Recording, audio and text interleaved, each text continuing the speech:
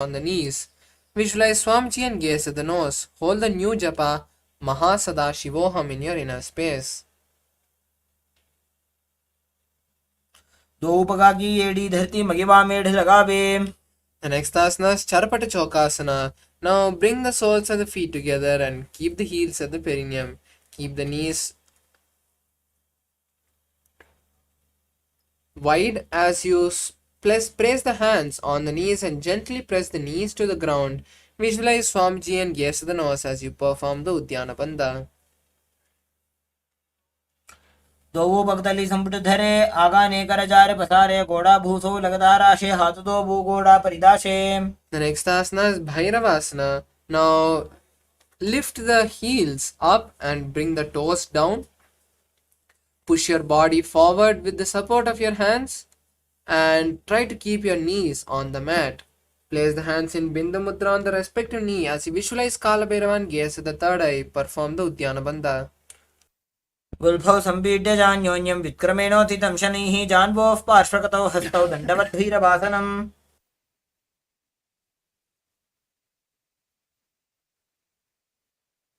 Next asana is Samanasana. Now place one heel at the perineum and raise the opposite heel to the chest. Hold the leg with both the hands as you visualize Swamiji and gaze at the third eye. समानासनमावक्षे सिद्धमन्त्रादि साधनाते कपादमुरो दत्वा गुह्योन्यलिङ्गवक्त्रके. The next asana is Apanasana. Now place the raised leg on the respective shoulder as you stretch the opposite leg towards the sky. Keep the hands by the side and visualize Swamiji.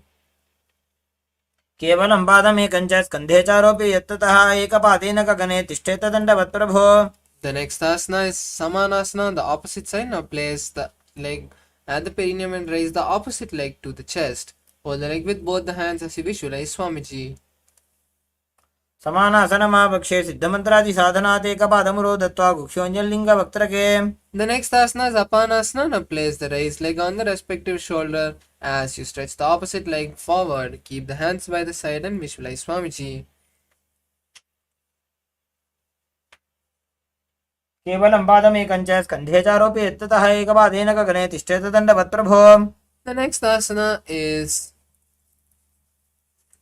Gomukasana. Now stack the feet and keep the knees at the center of the body. Place the heels by the hips and hands on the top knee. Visualize the cow and gaze at the nose. Start performing the Seetkari Kumbhaka, which is inhaling through the clenched teeth with the tongue touching the upper palate. Exhale through the nose and hold the new japa Om Nithyananda in your inner space. सव्ये दक्षिणगुल्फं तु पृष्ठपार्श्वेन योजयेत् दक्षिणेऽपि तथा सव्यं गोमुखं गोमुखं यथा.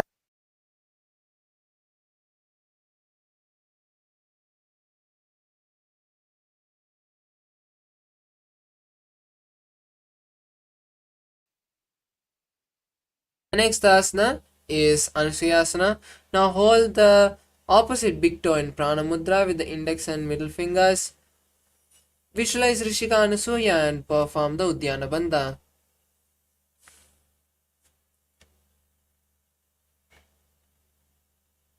दक्षिण गोड़ों नीचे उठाने बाबों ताके ऊपर आने.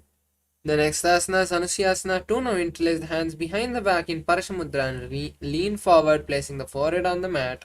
Visualize Rishika Anusuya and gaze at the nose. जीमणा गोदा की संधि उपरिडा वा गोड़ा की संधि मिलाई राशे घोड़ा से उले पकतल्यालो वाड़वाई सुधा राशे. The next asana is Garudasana 2. Now keep one heel by the perineum and the opposite foot flat on the mat with the knee to the chest. Place the hands on respective shoulders, respective knees and visualize Lord Surya. डाबो पगमोड़ी एड़ी माहिलो गुल्फमूल द्वारनी चैदे. The next asana is Naradasana. Now sit on the heel which is touching the perineum and interlace the hands behind the head and turn outside of the raised knee. Visualize Sage Narada. पिष्टिजवाम पगदली केरी भूपरिता हिलका बेफेरी गोड़ा सुधो फणो है जोजी दशी पाशिती राशे सोजी. The next asana is Matsyapitakasana. Now place the heel which you are sitting on the opposite thigh. With the hand of that leg, with the respective hand, hold on to the opposite leg and with the other hand hold on to the big toe of the respective leg. Visualize Matsya in your inner space. वामेन वामाङ्गुष्ठन्तो गृहीतं मत्स्यपीठकं योनि वामेन सम्पीड्य मेढ्रादुपरि दक्षिणम्. The next asana is Gomukhasana on the opposite side. Now again cross the legs, stacking the knees at the center of the body with the heels at the side and the palms on the top knee. Visualize the face of the cow and gaze at the nose.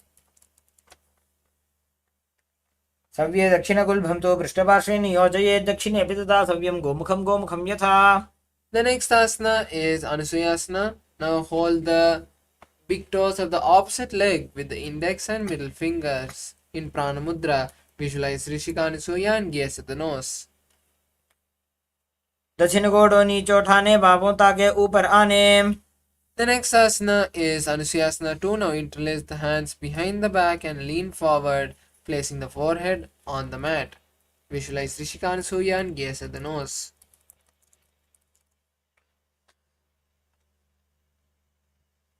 जीमणा गोदा की संधि उपरीडा वा गोडा की संधि मिलाई राशे गोडा शिवले पकतल्यालो वाडवाई सुधा राशे. Next asana is Garudasana. Now place one heel by the perineum and the opposite foot flat with the knee to the chest. Place the hands on the respective knee and visualize Garuda. डाबो पगमोडी एडी माहिलो गुल्भ मूलद्वारनी चैदे. The next asana is Naradasana. Now sit on the heel which is touching the perineum and interlace the hands behind the back, turning outside the raised knee. Visualize the great sage Narada. पिष्टि जुवाम भक्तली केरी भूपरिता ही लगा बेफेरी घोड़ा सुदोपनो है जो जी छिपा सितेरा शेषो जी. The next asana is Matsya Pitakasana. Now place the heel which you are sitting on the raised knee on the opposite leg, and with the hand of that leg hold on to the opposite shin. With the respective hand of the raised knee, visualize Matsya, the fish avatar of Lord Vishnu. वामेन वामाङ्गुष्ठन्तु गृहीतं मत्स्यपीठकं योनि वामेन सम्पीड्य मेढ्रादुपरि दक्षिणम्. The next asana is Matsyendrasana. Now place one leg on the opposite thigh and bend the knee of the opposite leg. Now twist your body, placing the hands on the opposite knee, placing one hand on the opposite knee and the other behind. As you turn back, gaze at the third eye and visualize the great sage Matsyendranatha.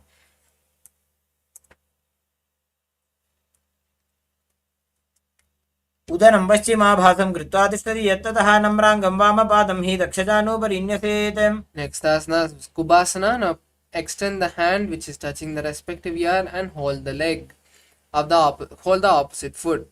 With the other hand, touch the respective ear and visualize a camel. Coconut झोलो जाए. The next asana is Matsyendrasana 2. Now extend that hand and place it back on the ground. Visualize the great sage Matsyendranatha. मत्स्येन्द्रपीठं जठर प्रदीप्तिं Prachanda रुक्मण्डल खण्डनास्त्रम्. The next asana is Matsyendrasana on the opposite side. Now place one leg on the opposite thigh and bend that leg. Then turn outside of the bent leg. As you place the hand on the respective ear, place the other hand on the mat and visualize the great sage Matsyendranatha as you gaze at the third eye. उदरं पश्चिमाभासं कृत्वा तिष्ठति यत्ततः नम्राङ्गं वामपादं हि दक्षजानुपरिन्यसेत्. The next asana is Kubhasana. Now stretch the hand which is touching the respective ear and hold the opposite foot as you raise the hand which is behind and touch the respective ear. Visualize the camel in your inner space. आसन cocoon झोलो जाए. The next asana is Matsyendrasana. Now stretch the hand which is touching the respective ear and place it back down. Visualize the great sage Matsyendranatha and gaze at the third eye. मत्स्येन्द्रपीठं जठर प्रदीप्तिं Prachanda रुक्मण्डल खण्डनास्त्रम्. The next asana is Padmasana. Now place the legs on opposite thighs in Padmasana and keep the hands palms on the respective knee. Visualize Paramashiva and hold the new japa Om Nithyananda Mahā Sadashivoham in your inner space. आसनं द्विविधं प्रोक्तं पद्मं वज्रासनं तदा ऊर्ध्वोरुपरि चेद्धते उभे पादतले यथा. Next asana is Padmasana 2. Now cross the hands and hold the respective big toe in Prana Mudra. Visualize Goddess Parvati in your inner space. उत्तानौ चरणौ कृत्वा ऊरु संस्थो प्रयत्नतः ऊरु मध्ये तथोत्तानौ पाणी कृत्वा तु तादृशौ. The next asana is Kukutasana. Now insert the hand through the gaps of the thighs and calves. Lift the body off the ground and visualize a rooster. Perform the Sahaja Kumbhaka, which is inhaling, holding the breath and exhaling comfortably.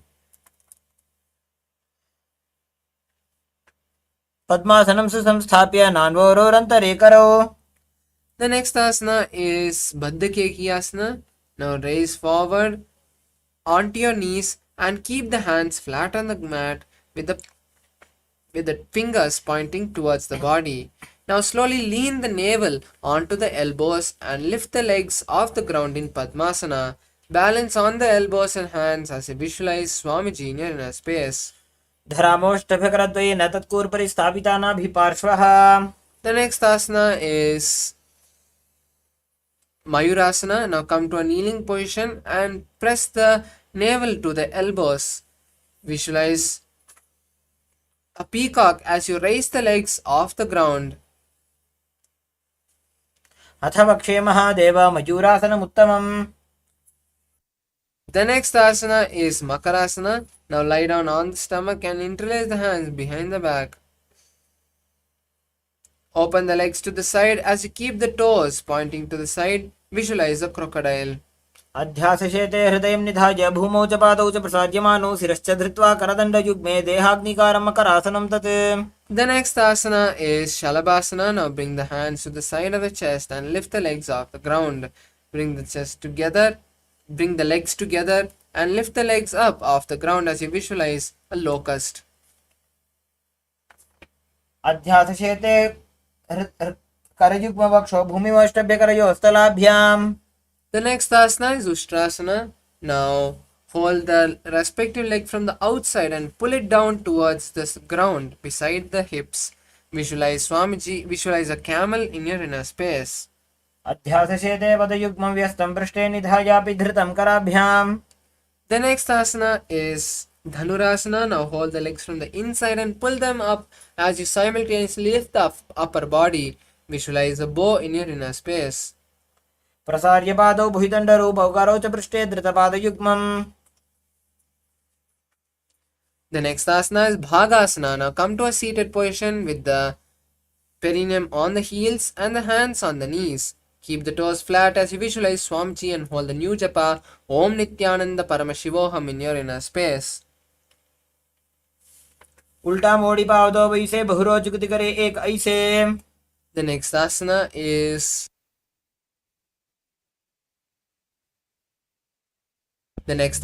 Gohyasana. Now this is an inverted asana, so you can take the support of the wall or a partner if needed. Now place the forearms on the mat and interlace the fingers. Place the crown between the interlaced fingers and lift the legs up. Then keep the knees bent as you visualize Swamiji in your inner space.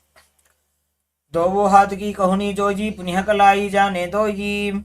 The next asana is Shirsasana. Now straighten the knees as you stretch the legs up. Visualize Swamiji in your inner space. विपरीतं मण्डलं च द्विधैव विदितं हिनः. The next asana is Podhyasana. Now we'll be performing the next few asanas with the intense kumbhaka called Bhastrika Kumbhaka, which is intense exhalations. Now place your hands under the calves and lift the legs up. As you keep the knees straight, place the forehead on the knees. Visualize Swamiji in your inner space. दो हाथ पग बाहर आने गोड़ा तरे का कसी ठाने. The next asana is Harigasana. Now cross your hands behind the back, touching the opposite shoulders, and lift the legs up to a 45-degree angle. Visualize a mace.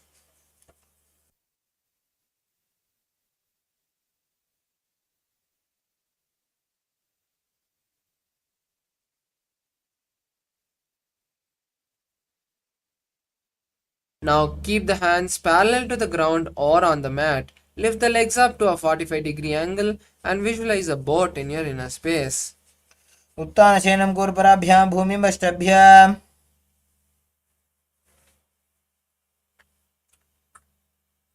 The next asana is Rudrasana. Now bring the soles of the feet together and scoop the hands under the legs and pull them to the chest. Rest the hands on the thighs as you visualize Lord Rudra. पकदली संपुट करी हाथस्य पग उचाजी. The next asana is Unmukha Pitasana. Now lie on your back and keep the feet flat with the knees up. Touch the respective heel as you lift the hips up. Perform the Jalandhara Bandha and visualize Swamiji as you gaze at the nose. ऊर्ध्वे च जानुनी कृत्वा शवित्वोर्ध्वमुखं तथा उत्थाप्य हस्तौ तिष्ठेत्तु पीठ उन्मुखनामके. Now relax completely in Shavasana as you lie on your back with the legs stretched. Keep the hands by your side and intensely visualize Swamiji awakening your Kundalini.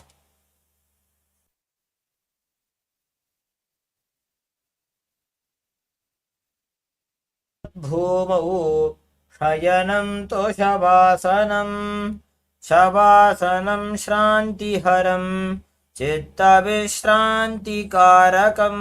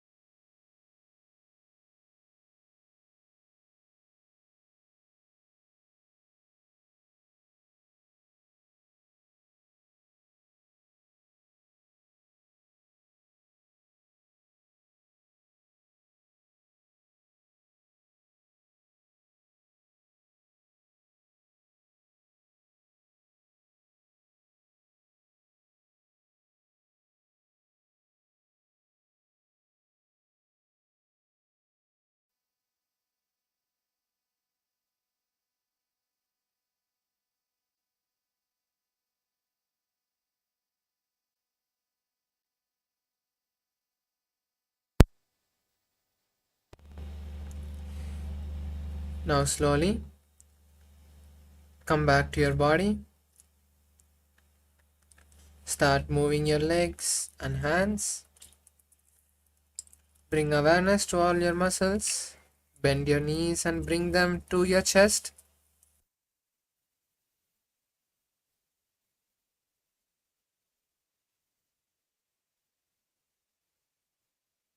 Now rock your legs from side to side.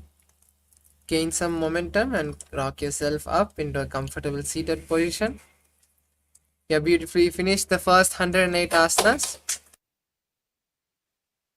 Let's now start with the next asana, Yathashanishtasana. Now sit straight and sit in a comfortable position. Keep your hands in Bindu Mudra. Visualize Swamiji and start performing the Samana Kumbhaka for the following asanas, which is inhaling, holding the breath, visualizing the fire in your stomach, and then exhaling. Hold the japa Om Nithyananda Paramashivoham for the rest of the whole sequence. Paryankam tatsamakhyatam yata samstam yatha sthitihi. The next asana is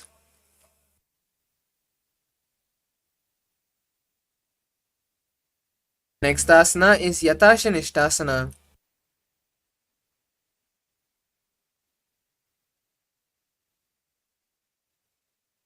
Now come to a cross-leg position. As you continue to keep your hand in Bindu Mudra, visualize Swamiji and gaze at your nose. इदानीं गर्भिणीनां योगाभ्यासो यथा लघुसुखप्रसवलाभाय प्रोच्यते प्राक्तनेपथि. The next asana is Samasana. Now come to a cross-leg posture as you place one leg on the opposite thigh. Continue to keep your fingers in Bindu Mudra and visualize Swamiji. इदानीं गर्भिणीनां योगाभ्यासो यथा लघुसुखप्रसवलाभाय प्रोच्यते प्राक्तनेपथि.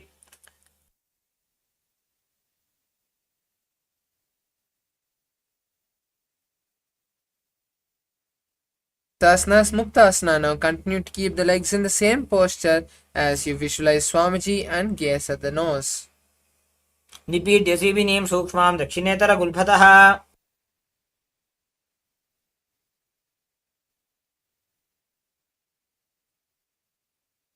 Next asana is Siddhasana. Now maintain the legs in the same posture as you visualize Swamiji and gaze at the third eye. Keep the palms on the knees.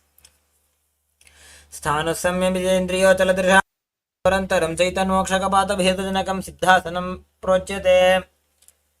The next asana is Siddhyasana. Now maintain the legs in the same posture as you visualize Swamiji and gaze at the nose. Perform the Mahā Mudra Bandha. वामपादके इडीजानो सीवनिमधितासु कोठानो. The next asana is Rudrasana 2. Now keep the legs in the same posture as Siddhyasana and roll the fingers up into Bindu Mudra. Visualize Lord Rudra in your inner space and gaze at the third eye. वामचरणपरिदक्षिणराखे एकजुगदीयसे विदिदाखे.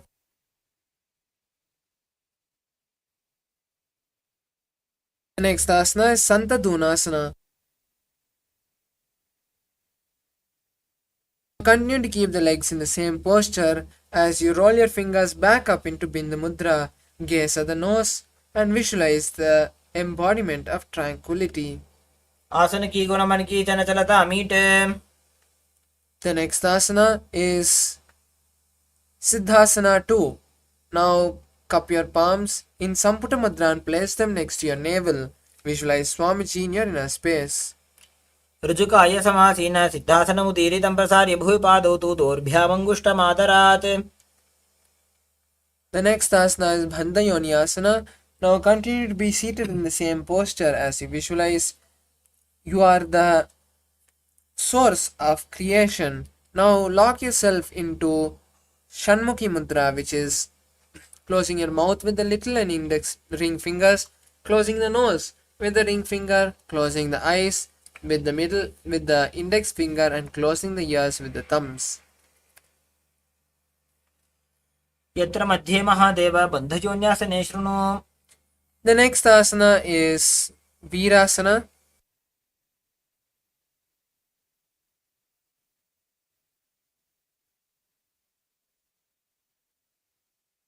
Continue to keep the legs in the same posture as you place your hands on the knee in Bindu Mudra. Visualize Swamiji in your inner space. एकं पादमथैकस्मिन् विन्यस्योरुणि संस्थितः. The next asana is Valmikasana. Now keep the legs in the same posture as you just switch the gaze to the third eye and continue to keep your hands in Bindu Mudra. Visualize the great sage Valmiki. डाबा पग की पगदली पुनिएड़ी है जो य. Next asana is Joni Mudrasana. Now roll your hands keeping the palms on the knees and gaze at the nose. Visualize the Yoni Mandala in your inner space. वामपाद की पगतली जा हिमाहिली core. The next asana is Yoni Asana. Now continue to keep the legs in the same posture as you switch the gaze to the third eye. Visualize the Yoni Mandala in your inner space. योन्यासनं पर्वतेन योगं योगफले नीलं तत्कालफललन्तावत् खेचरो यावदेव हि. Next asana is Bhadrasana. Now bring the soles of the feet together and hold the soles with the hands. Visualize Veerabhadra and gaze at the nose as you perform the Uddiyana Bandha. गुल्फौ च वृषणस्यादः सीवन्त्याः पार्श्वयोः क्षिपेत सव्यगुल्फं तथा सव्ये दक्षगुल्फं तु दक्षिणे. The next asana is Aghorasana. Now place the left hand on the left knee and close the mouth with the right hand. Perform the Abhyantara Kumbhaka as you inhale through the left nostril, hold, inhale through the right nostril, hold, and then exhale through the left nostril. Repeat the pranayama again and again as you visualize an Aghori and gaze at the third eye.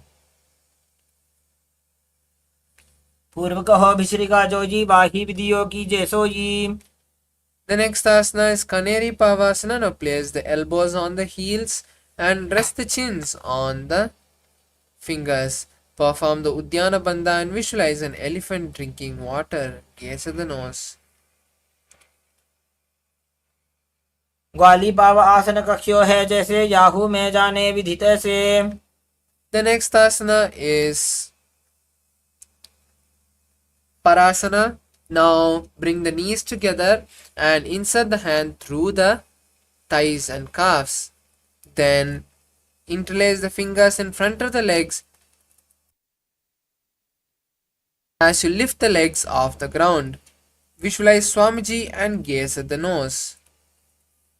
ततोर्ध्वम्रे च चेत् वायुं मृदुनिश्वास संयुतम्. The next asana is Gopi Chandasana. Now bring the soles of the feet together and insert the hands and hold the legs with the hands. Then lift the legs up as you rest the chin on the toes. Visualize a king and gaze at the nose. पूर्व विधि पगा का अंगूठा कंठ को पराशे. The next asana is Uddharasana. Now sit with the soles of the feet together and scoop the hand under the legs. Then interlace the fingers around the legs and lift them up to the chest as you rest the chin on the toes. Visualize Swamiji in your inner space and gaze at the nose. दो पगदली संपुटटाने उभय हस्त करियोर हिताने. The next asana is Vishishtasana. Now raise the legs up as you keep the legs in front of the face. Visualize दो पगदली जोड़ी संपुट करे.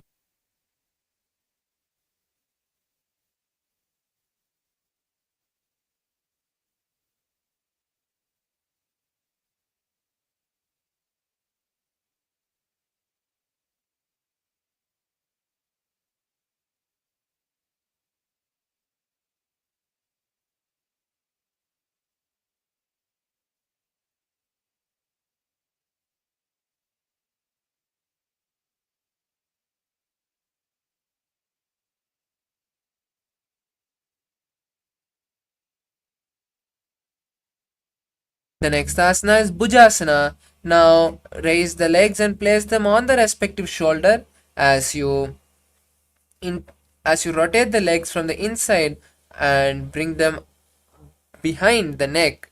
Try to interlace the fingers as you visualize a cobra.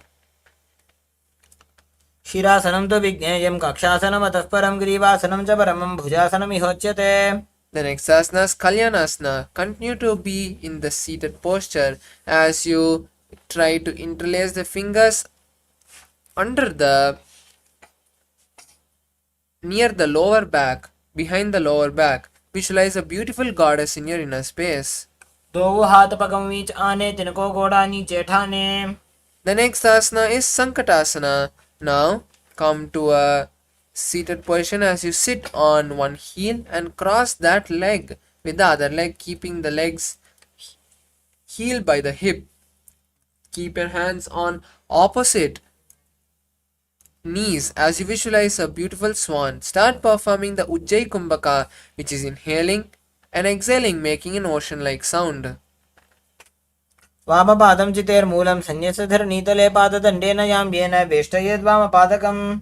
The next asana is Dhenukasana. Now slide the heel from under the hip to the side and keep it by the hip.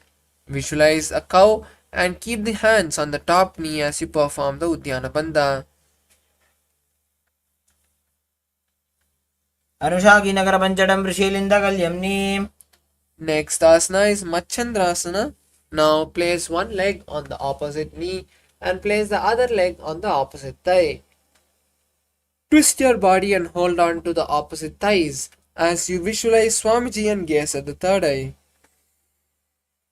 वामजङ्घभरदशिनटाने वामहस्तपिष्टीति Sahane. The next asana is Machandrasana 2. Now from Machandrasana untwist the body and hold on to opposite legs. Lean down, placing the forehead on the knees as you visualize Swamiji in your inner space. प्रथमजी मनोचरणजोजी वामजङ्घबलिराक्षसोजी. The next asana is Guru Asana.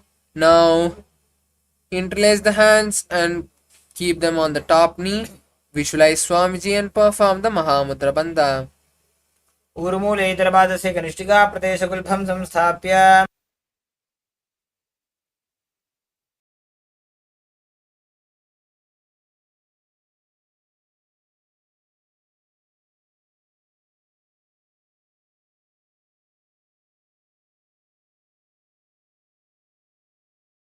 On the opposite side. Next asana is Sankatasana on the opposite side. Now place one heel under the perineum and cross that leg with the other leg. Keep the hands on opposite knees as you visualize a beautiful swan. वामपादं चितेर्मूलं संन्यस्तधरणीतले पाददण्डेन याम्येन वेष्टयेद्वामपादकम्. The next asana is Dhenukasana. Now slide the leg from under the perineum and keep it by the side of the hip. Keep the hand on the top knee as you visualize a cow and perform the Uddiyana Bandha. अनुषाकीनगरपञ्चडं ऋषीलिन्दकल्यम्नि. The next asana is Machandrasana. Now place one leg on the opposite thigh and the other leg on the opposite knee. Now again twist the body to the opposite side and hold on to the thighs. Visualize Swamiji and gaze at the third eye. वामजङ्घभरदशिनटाने वामहस्तपिष्टीति Sahane. The next asana is Machandrasana 2. Now untwist the body and hold on to the opposite legs and lean down, placing the forehead on the mat. Visualize Swamiji in your inner space. प्रथमजी मनोचरणजोजी वामजङ्घबलिराक्षसोजी. The next asana is Guru Asana. Now interlace the fingers and place them on the top knee. Visualize Swamiji and perform the Mahamudra Bandha. ऊर्मूले इतरपादस्य कनिष्ठिका प्रदेशकुल्भं संस्थाप्य. The next asana is Pashvasana. Now bend the knees and bring the thighs to the chest. Hold on to opposite knees with the hands as you visualize Swamiji and gaze at the third eye. Perform the Kechari Mudra, which is rolling the tongue and touching the back of the throat. पादतले भूमौ निधाय जानन्युर्हि निधाय विपरीतहस्ताभ्याम् ऊरुसहितजङ्गे निबध्य. The next asana is Bodhashokasana. Now hold on to opposite wrists and rest the chin between the knees. Visualize being in a bliss abode and gaze at the nose. दोबू भगतली भूपरि धरे कोरमाहिलिये शेकरे. The next asana is Kurakatasana. Now insert the hand under the thighs and calves and hold on to opposite elbows. Visualize Swamiji and gaze at the nose. दो हाथ पग बाहर ल्यावे गोड़ा नीचे ले टहरावे. Next asana is Sumati asana. Now maintain the same posture as you cross the right ankle over the left. Visualize the great sage Sumati and gaze at the nose. मूलद्वारि धरती परिठाने डाबा पग परिदचपद आने. The next asana is Dandasana. Now interlace the hands and stretch them above the head, keeping the palms facing outward.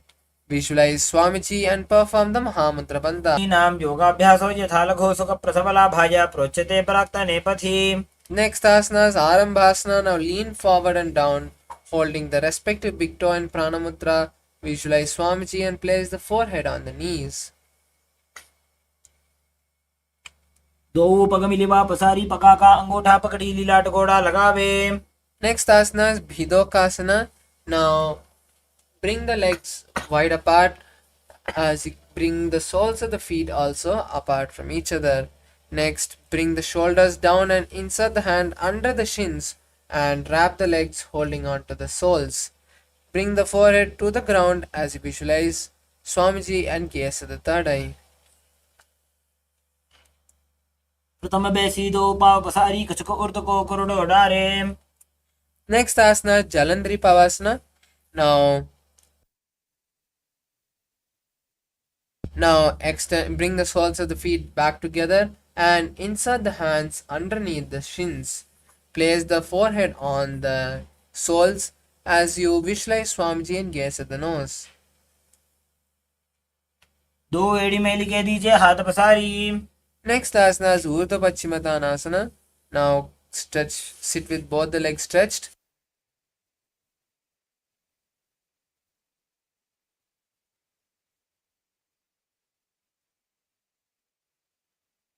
Now sit with both the legs extended and lift one leg and place it behind the neck.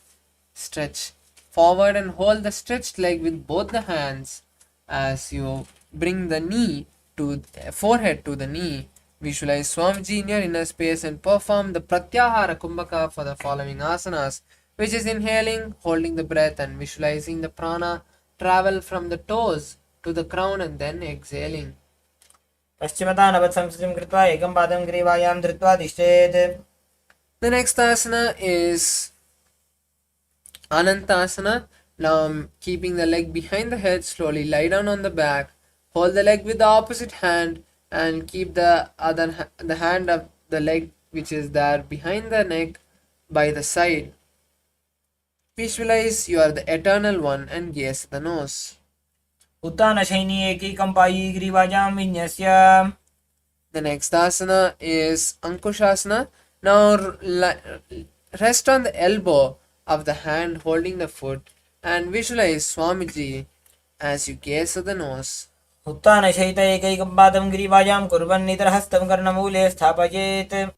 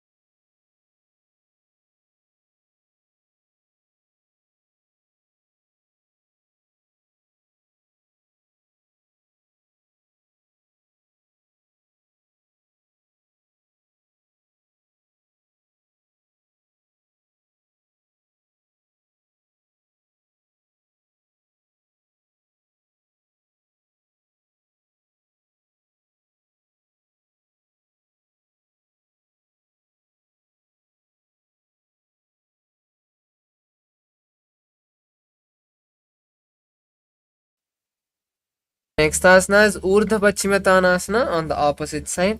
Now place the opposite leg behind the neck as you lean forward, holding the stretched leg with the hands and placing the Visualize Swamiji in your inner space.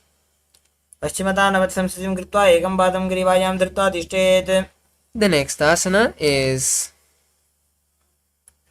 Ankushasana, Anantasana. Now, keeping the leg behind the head, lie on the back. Hold the leg with the opposite hand as you visualize you are the eternal one.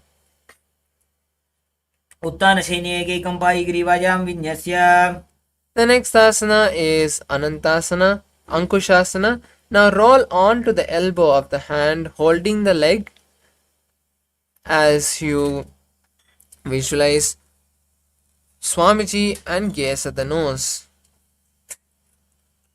उत्थानशयित एकैकं पादं ग्रीवायां कुर्वन्.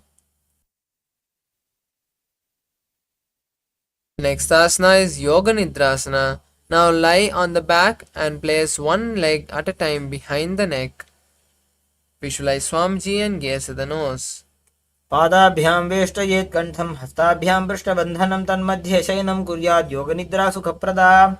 The next asana is Atma Ramasana. Now lie on the back and bring the knees to the chest.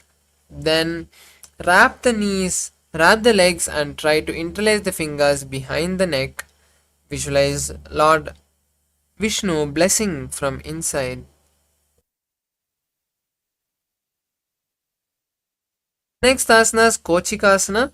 Now continue to keep the knees on the chest as you stretch the legs, keeping the soles facing upwards. Stretch the hands to the side as you visualize Swamiji and gaze at the third eye. दो हाथ सीधा सा करे तनसो बेसबा करे. The next is the sequence of Jatara Parivritti 1, 2 and 3. Visualize Swamiji throughout this sequence. Now lie on the back and bring the knees to the chest. Stretch the arms to the side at the shoulder level. Jatara Parivritti 1. Keep one knee bent to the ground on one side and stretch the other leg straight. Jatara Parivritti 2. Now bend both the legs to one side. And Jatara Parivritti 3. Stretch the legs to the side as you hold the legs with the hand. Gaze on the opposite side of the legs. Now again come back to the starting position and bend one leg to the one side and stretch the leg straight. Jatara Parivritti 2. Now keep both the knees bent to one side and Jatara Parivritti 3. Stretch the leg to the side as you hold the leg with the hand and gaze at the opposite side of the feet.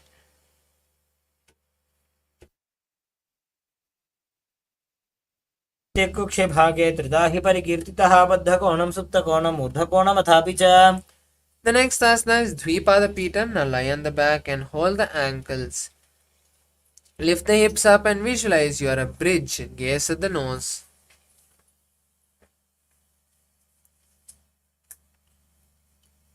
प्रतिक्रियाजितं द्वन्द्वपीठः सर्वबलप्रदं गर्भिणीनां दुर्बलानाम् इति Gargi जगादनु.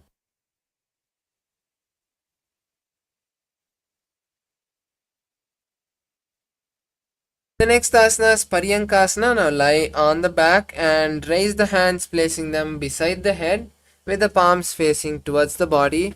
Now lift the entire body off the mat as you balance on the four limbs. Visualize a stone furniture. उत्थानशयनं हस्ततलाभ्यां भूमिमष्टभ्य पादतलाभ्यां भूमिं धृत्वा. The next asana is Shvotanasana. Now bring the thighs to the chest and hold the respective shoulder. Rock the legs as you visualize a playful dog. शवच्छरीरं संस्थाप्य जानुनी सम्मील्य नाभुवानीय. Next asana is Viparita Karani. Now lie on the back and raise the legs up towards the sky as you keep the hands stretched to the side on the mat.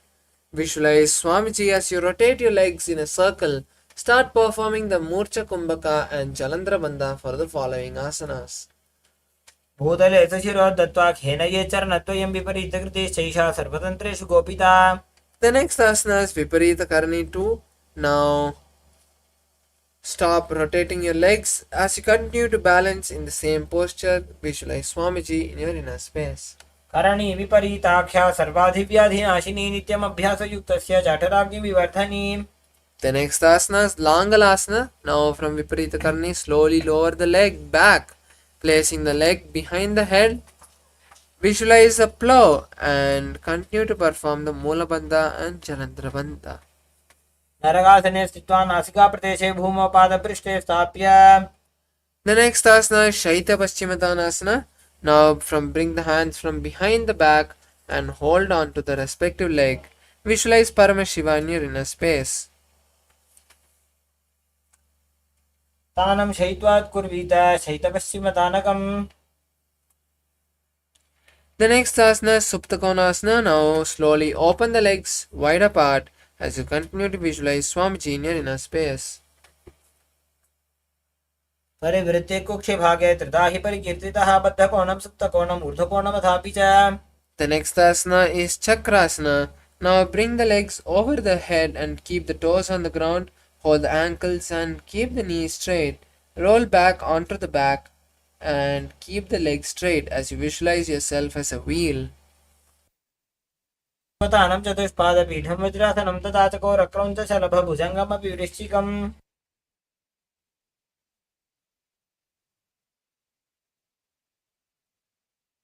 Asana Supta Prasarita Padangushtasana. Now lie on the back and stretch the legs vertical. Hold the big toes in Pranamudra and open the legs to the side. Visualize Swamiji and start performing the Ujjayi Kumbhaka, which is inhaling and exhaling, making an ocean-like sound. उत्तानपादं क्रौञ्चं च मरीचिं वीरभद्रकं नटराजं त्रिकोणं च सुप्ताङ्गुष्ठप्रसारणे. The next asana Supta Padangushtasana. Now bring the legs together and hold them in Pranamudra. Visualize Swamiji in your inner space. उत्तानपादं क्रौञ्चं च मरीचिं वीरभद्रकं नटराजं त्रिकोणं च सुप्ताङ्गुष्ठप्रसारणे. The next asana is Matsyasana. Now lock your legs into Padmasana and rest the legs on the mat. Cross your hands behind the head, holding on to opposite elbows as you visualize Matsya, the fish avatar of Lord Vishnu, and gaze at the nose. मुक्तपद्मासनं कृत्वा उत्तानशयनं चरेत् कूर्पराभ्यां शिरोवेष्ट्य मत्स्यासनं तु रोगः.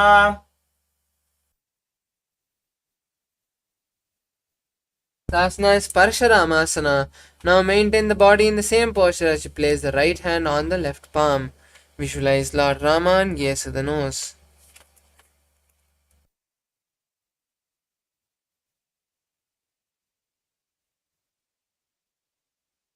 पद्मकरे पद्मासन आचे सुधो सोवे भूपरिपाचे.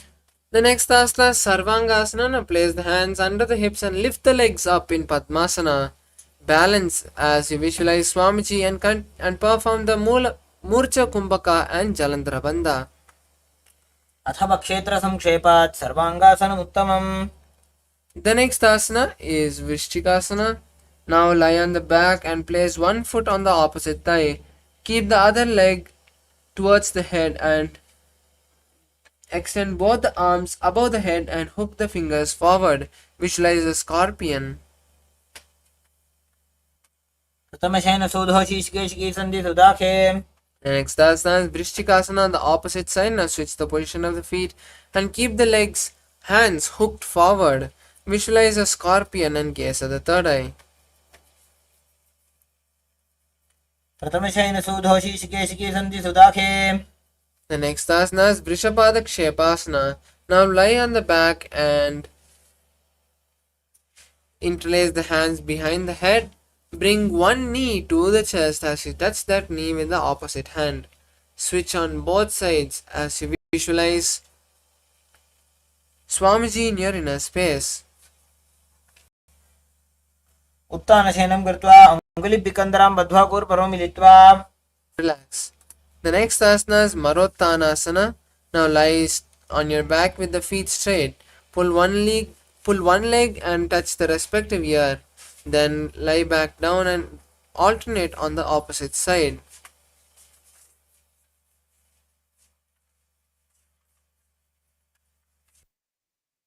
संस्थिति कृत्वा चानुद्वयं पर्यायेन कर्णयोः संस्पृशेत्.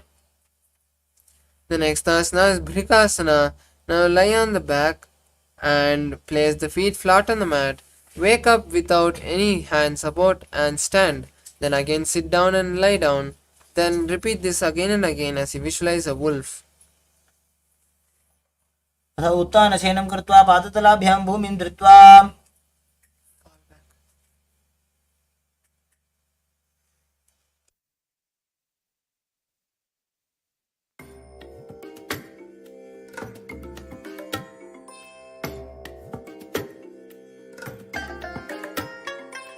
I bless you all. Let you all open all your three eyes and manifest the powers of Mahā Sadashiva. Om Nithyananda Paramashivoham.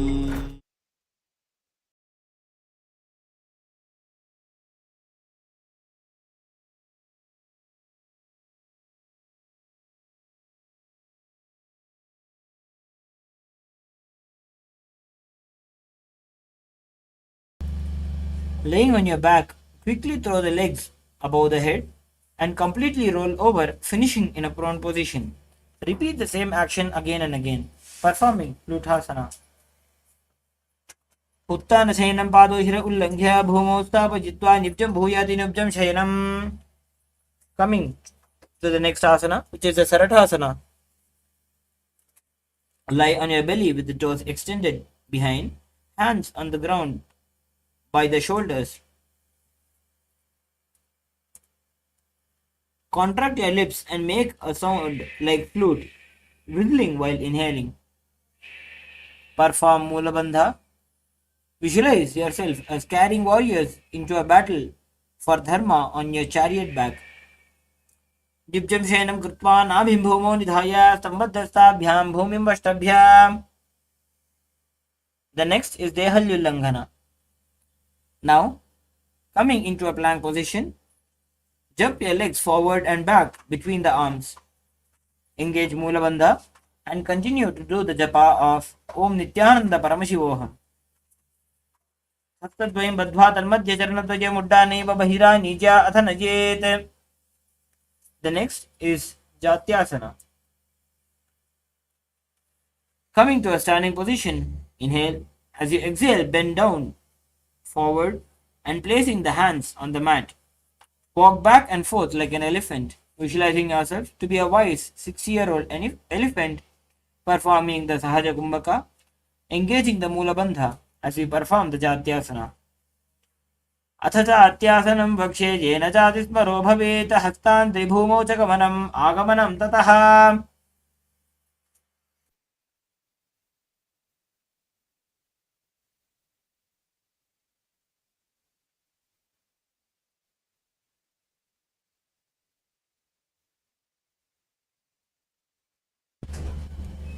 Next we'll be performing the Lolitika Karana, standing with the knees bent and feet pointing outwards in Araimandi. Bend the elbows and keep hands at the chest level. Swiftly move the arms across the body, then and bring it back to the center. Tilt the head back and open the chest up towards the sky, moving all the directions. Next, we'll be performing the Sarpasana. If you have a rope with you, you can tie your feet with the rope and stand erect like a rod, keeping the arms at sides, touching the thighs. Visualize your Kundalini Devi raising from the Mooladhara through the Sushumna Nadi and reaching your Sahasrara, which is the crown center in your body. Continue to perform the japa of Om Nithyananda Paramashivoham as you perform the Sahaja Kumbhaka. अथ सर्पासनं वक्ष्ये वाजपाणाय केवलं शरीरं दण्डवत्तिष्ठेत् रज्जुबन्धस्तु पादयोः. If you have tied your feet, you can untie your feet now. As we move on to the next asana, which is the Ushtra Sadhanasana. While standing, place all your fingers on the mat and then stand on the hands. Feet on the wrists and begin to move and walk like a camel as you visualize yourself as an Ushtra which is a camel. मुष्टिकनिष्ठिका प्रदेशेन भूमौ निधाय उपरि पादतले संस्थाप्य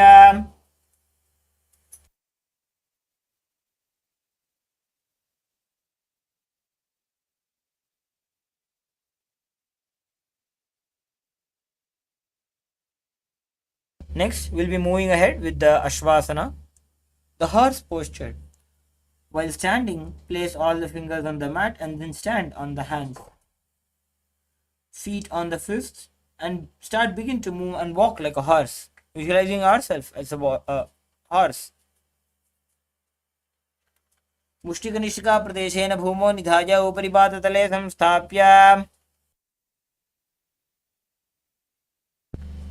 Next, we'll be performing the Kapota Nitakasana. Standing straight with feet together, interlace your hands behind in the Parashumudra and pull them down towards the calves, opening up your chest. Visualize yourself as a soaring bird diving. Perform the Sahaja Kumbhaka and perform the Mula Bandha as we perform this asana. पादतले भूमौ निधाय पृष्ठभागेन हस्तौ जङ्घापर्यन्तं नीत्वा कपोतनिटकं भवति. The next is the Talapushpaputam Karna. Stand tall with the palms together in Namaskara Mudra. Gently bend the knees and keep the toes pointing outwards. Simultaneously open the palms and raise one heel off the ground, slightly lowering the waist and shoulder of the respective heel, while you are offering a bouquet of flowers to Paramashiva.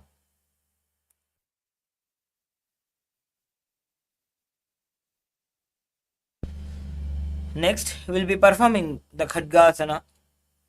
Laying on your stomach, jump feet up towards the hands and stand. Bring palms together, forming the horn of a rhinoceros. Visualizing yourself as a rhinoceros, engage the Mula Bandha and perform the Sahaja Kumbhaka. Nutyasaratamasanam Kritva Patatalaabhyam Bhumim Vashtabhya.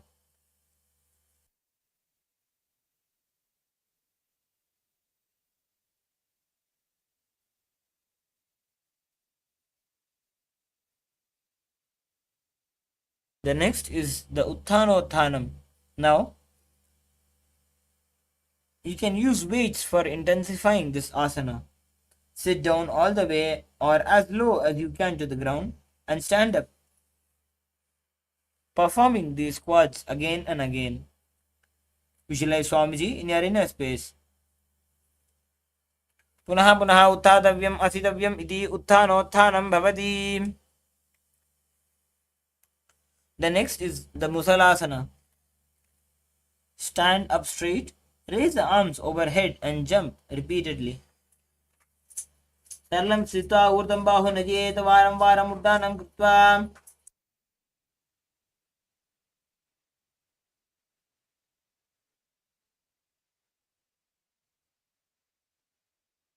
Next, we'll be performing the Uchirshakasana. From the standing position, pull the sole of your foot towards your belly. With the other leg, sit down and stand up and keep alternating both the sides as you visualize Swamiji in your inner space, engaging the Mula Bandha. एकैकं पादतलं कुक्षौ निधाय तिष्ठेत् उत्शीर्षकं भवति.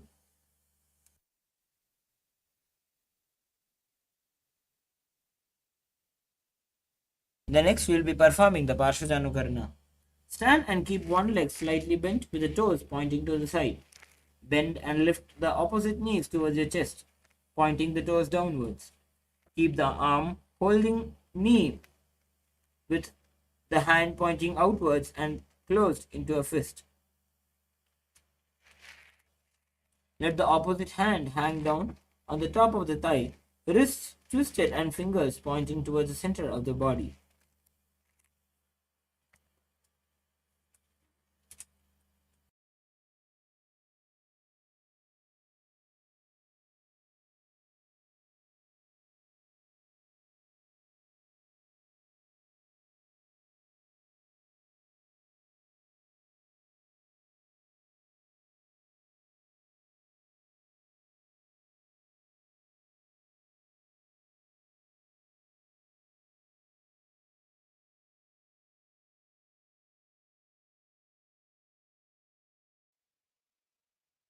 The next asana is Tandavasana. Now stand on one leg and stretch the other leg forward. Sit down and stand on one leg. Visualize Lord Shiva dancing and perform the Saja Kumbhaka for the following asanas, which is inhaling, holding the breath and exhaling comfortably.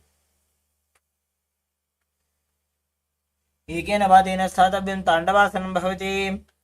The next asana is Brahmanasana. Now place one foot on the opposite thigh and stand tall on the mat. Visualize being blessed by Lord Brahma. ब्राह्मणासनमावक्ष्य यत्कृत्वा ब्राह्मणो भवेत्. The next asana is Garudasana 3. Now stand tall and wrap one leg around the other. Wrap the hands, keep bringing the palms together in Garudasana 3. उत्तानकूर्मपीठं च संहस्गारुणमेव च वातायनं गोमुखं च भारद्वाजं त्रिविक्रमम्. The next asana is Ekapadasana. Now place one leg in front of the opposite thigh. Keep the hands by the side and visualize Swamiji.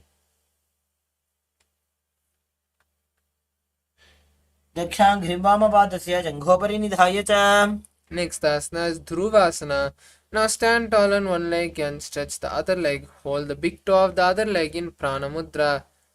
Rotate the body as you visualize a North Pole star.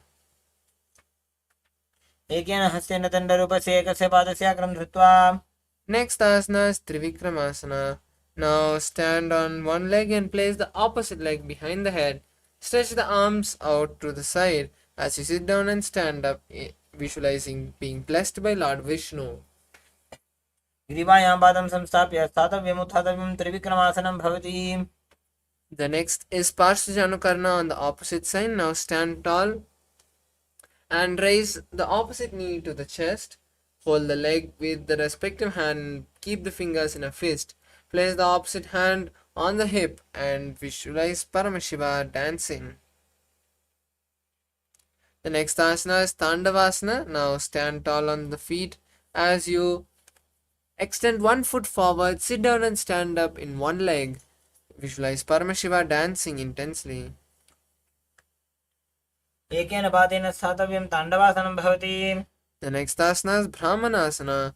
Now place one leg on the opposite thigh and keep the hands by the side. Visualize being blessed by Lord Brahma.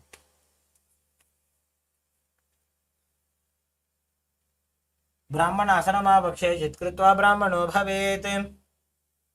The next asana is Garudasana 3. Now wrap one foot over the other and wrap the hands simultaneously, bringing the palms together.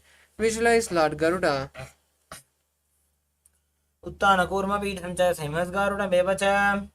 The next asana is Ekapadasana. Now place one leg in front of the opposite thigh and keep the hands by the side.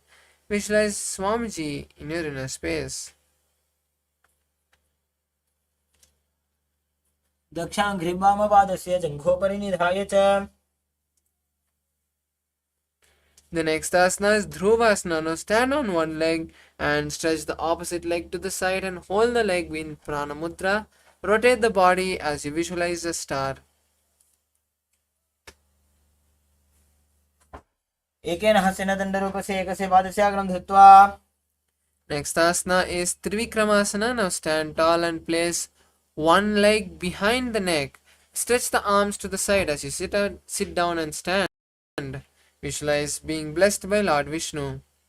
ग्रीवायां पादं संस्थाप्य स्थातव्यम् उत्थातव्यं त्रिविक्रमासनं भवति. The next asana is Samanakakarna. Now stand tall on both the feet as you keep the hands by the side.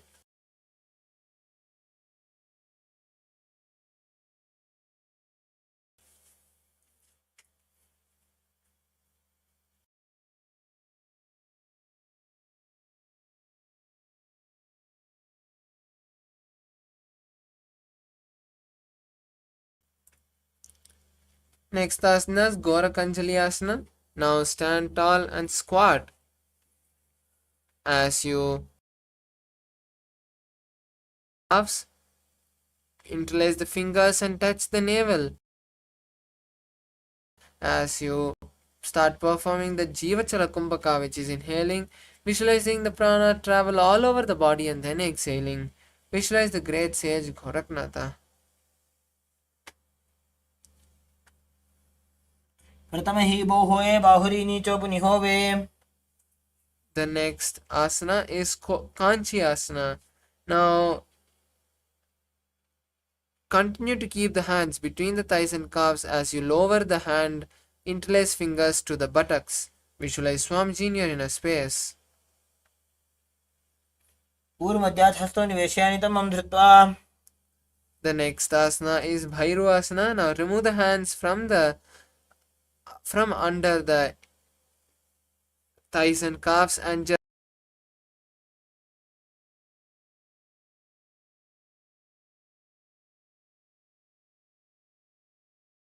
की माहिली core मिलाई फना पानी उकड़ मोड़ वैसे.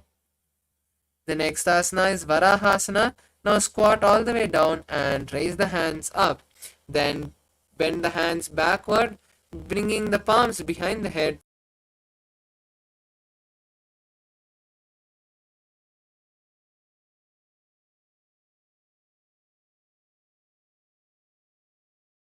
वैसे.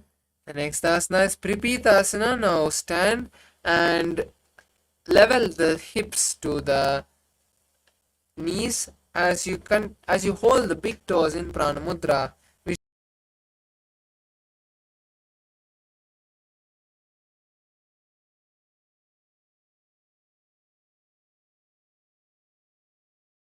सम्मिल्य स्थित्वा नितम्बं जानुप्रदेश आनीय.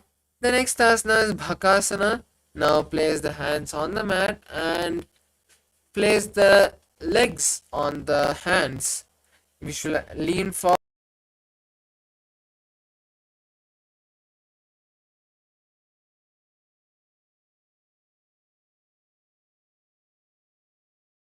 This is an inverted asana, so you can take the support of the wall or a partner to do so. Now place the hands on the mat wide apart and place the crown on the ground, making a triangle between the hands and head. Then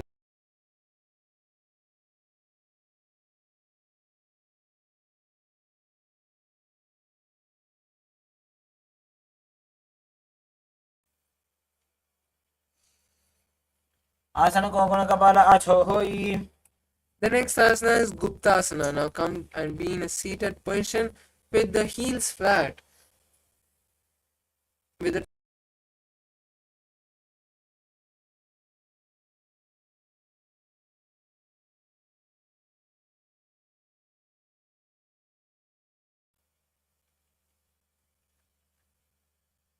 जानूर्वोरन्तरे पादौ कृत्वा पादौ च गोपयेत्. The next asana is Vrikshasana too. This is also an inverted asana, so you can take the support.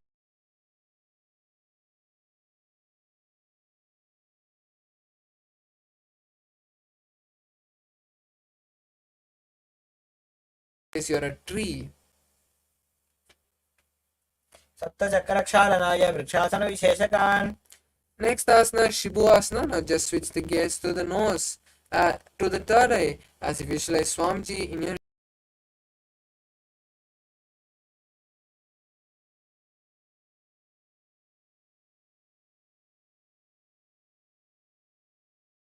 and then raise back up in a plank position. Repeat it again and again like in push-ups as visualize a fish.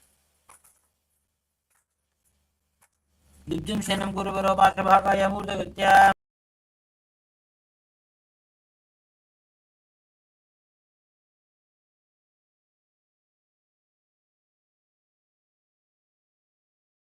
Ground and move from side to side.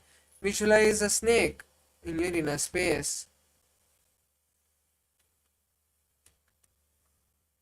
दिव्यं शयनं कृत्वा हस्तौ नितम्बं संस्थाप्य.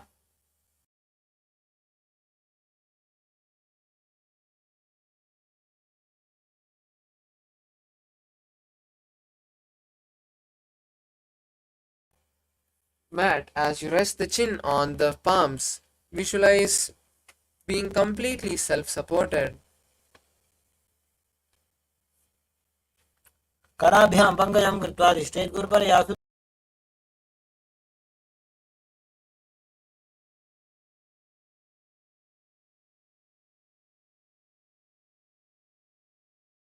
Up and try touching the forehead, the head to the toes. Visualize an umbrella अर्थ्यासन स्थित्वा हस्ततलाभ्यां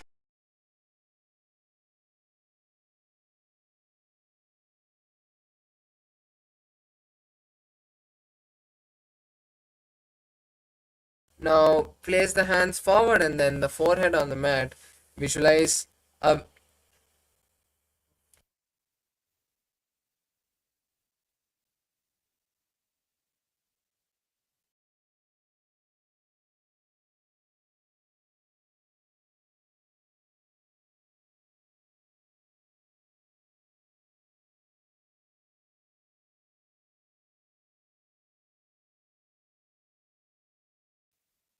your forehead on the mat and visualize your Indra's indestructible weapon.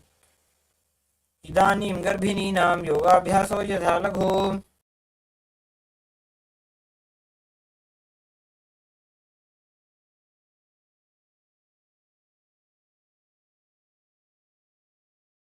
Guys, you are a powerful ram. गजासन संस्थितो एकैकं बाहुं भूमौ ताडयेत्. The next asana is Ajasana. Now, from Meshasana, kick the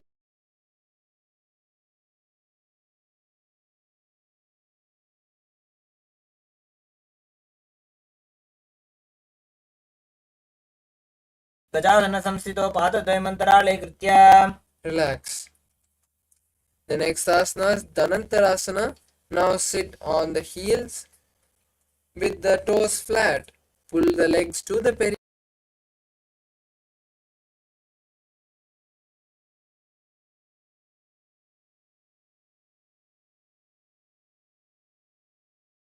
Modi. The next asana is Marottana. Angamotanam. Now interlace the fingers and in the front and then in the back.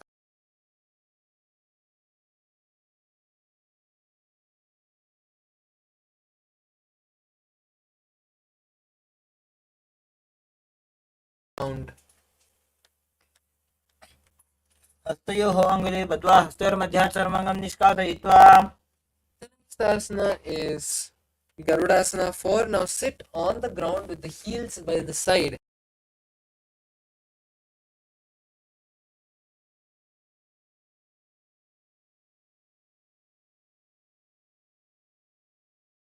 जानु परिकरद्वन्द्व गरुडासनमुच्यते. The next asana is Ananda Mandirasana. Now sit with the legs folded back and the toes pointed backwards. Keep the knees wide and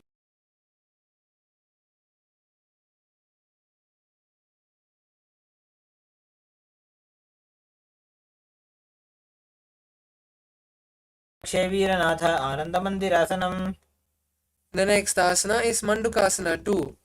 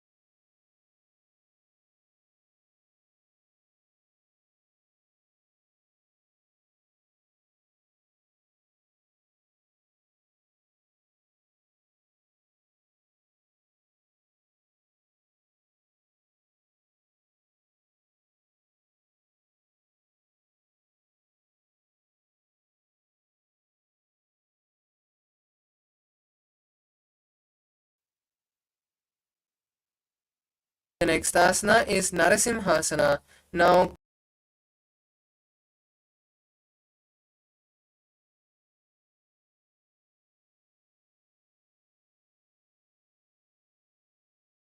and gaze at the nose. दोबू भणा पानी होए वैसे एड़ी मेले रुकदानी वैसे. Relax. The next asana is Bishrakasana. Now continue to sit on your toes, on your heels, with the toes tucked and cover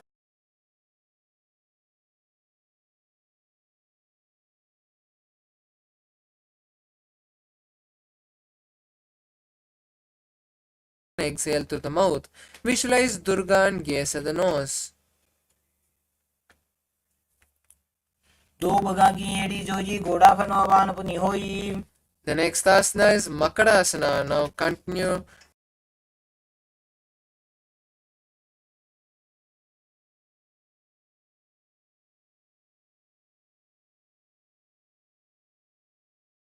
of the body as you visualize a playful monkey and gaze at the third eye.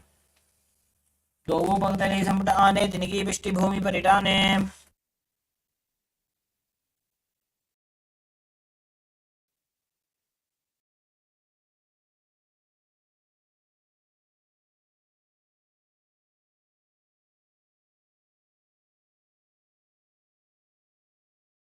Visualize a diamond in your inner space. प्रथम पणा पानी होए वैसे दोबो एड़ी गुदानी वैसे. The next asana is Khanjarasana. Now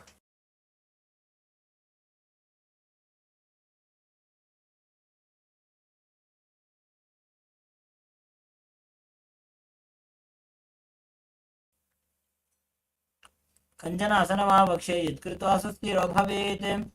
the next asana is Kurmasana. Now continue to sit on the crossed ankle.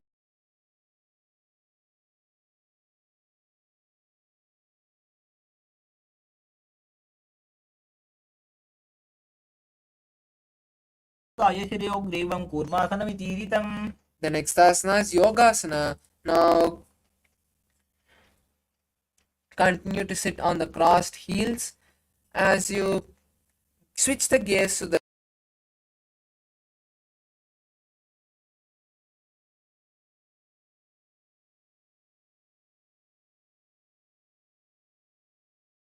विदुः.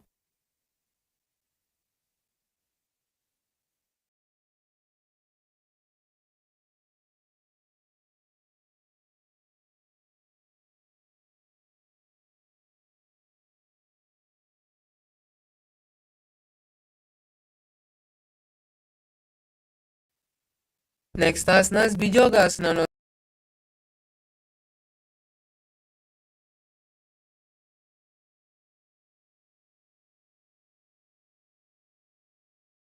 and gaze at the third eye.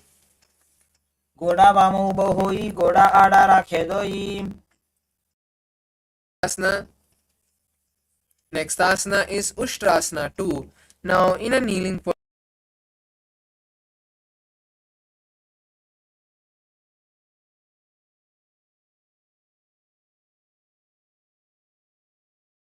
in your inner space. मेरुदण्डग्रन्थिदाट्य संविपातै शुक्पमान् कपोतोष्टासनाभ्यासः कुर्यान्वितहिताशनः. The next asana is Jatyasana 2. Now with the heels together.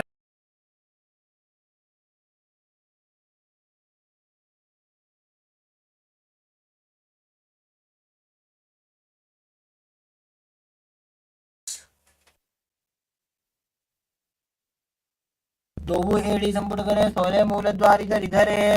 Next asana is Viratasana. Now from the previous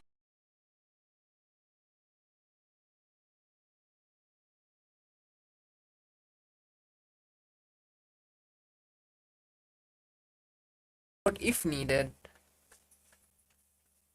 तिंगावृष्टि भूमोनिता जय जंगोत्रजोः ऊर्णी संस्थाप्य. The next asana is Kapotasana.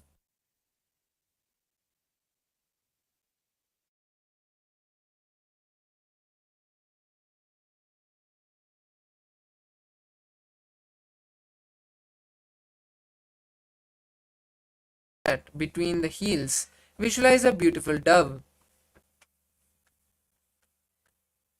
मेरुदण्डग्रन्थिदाट्य संविपातै शुक्पमान्. The next asana is Varasana. Now stand up on the knees.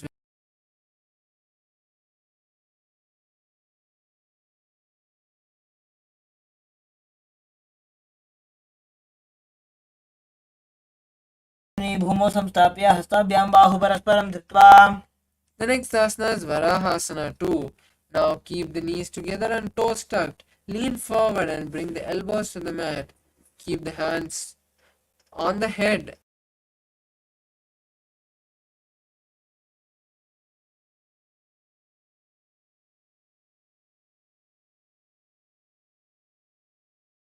आसनानि निकथ्यते.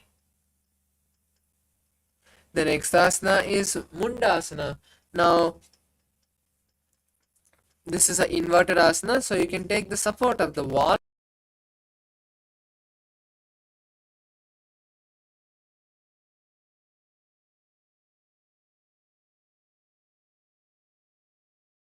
You walk your feet forward and stack the hips and shoulders, kick the legs up and balance with your legs straight.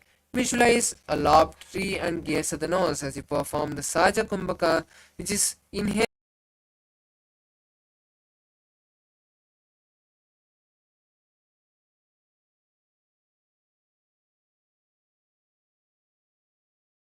Now kneel down and place the head between the knees. Keep the elbows by the side of the knees and hold the head. Visualize Swamchi and gaze at the nose.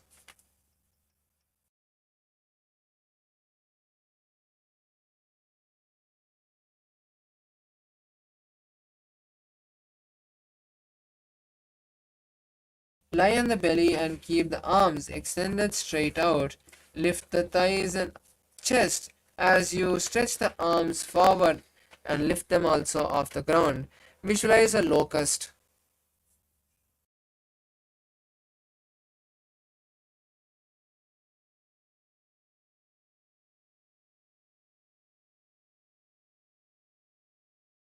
Lie on the belly and keep the hands by the side of the body. Lift the legs off the ground as you visualize a skull.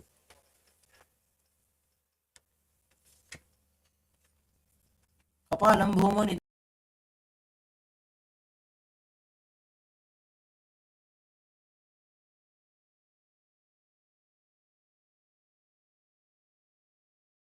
Lift the legs up and over the head as you slowly place the feet on the mat in front of the head.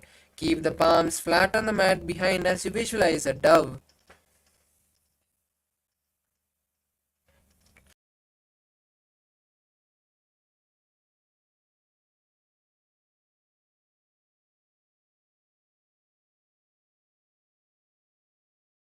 Heels with the toes flat. Place the forearms on the mat and visualize a sparrow. पूर्वपर्यन्तो हस्तौ धरामो अष्टाभ्याम्. The next asana is Vrishchikasana 2. Now kneel.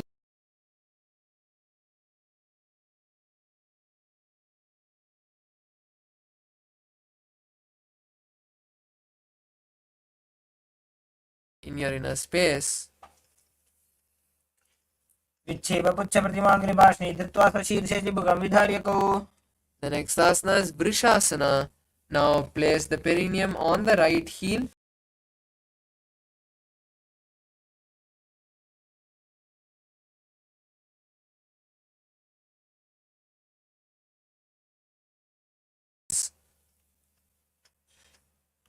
याम्य गुल्फे पादमूले वामभागे पदेतरम्. Next asana is Lolasanam. Now, from a kneeling position, place the hand.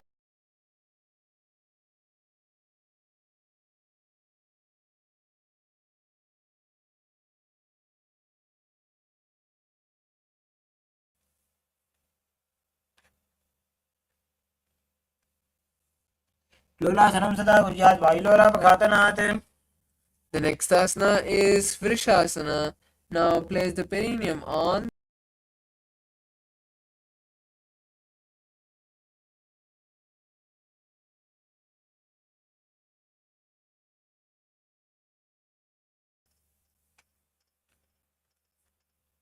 याम्य गुल्फे पादमूले वामभागे पदेतरम्. The next asana is Balagunasana. Now place one Put on the ground.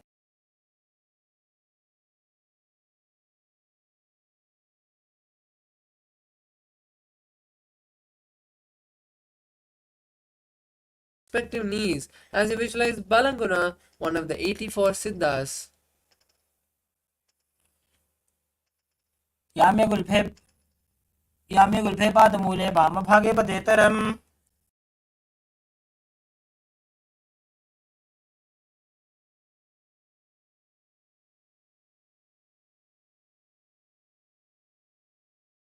Planet Earth. पादतले भूमौ निधाय. The next asana is Balagunasana on the opposite side. Now,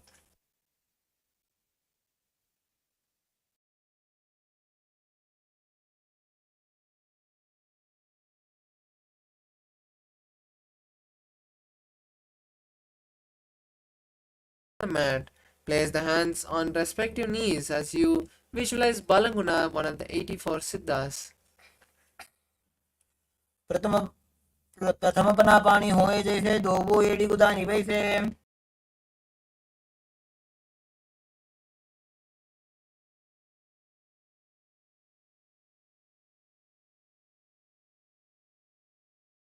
Hands under the feet from inside.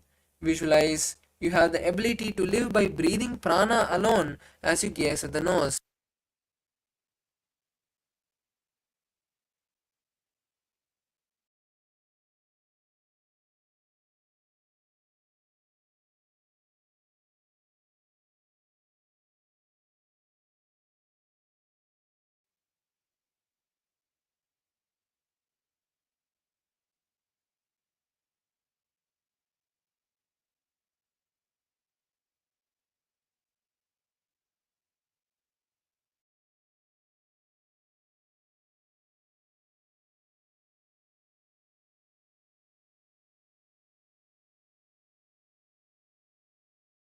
Off the mat.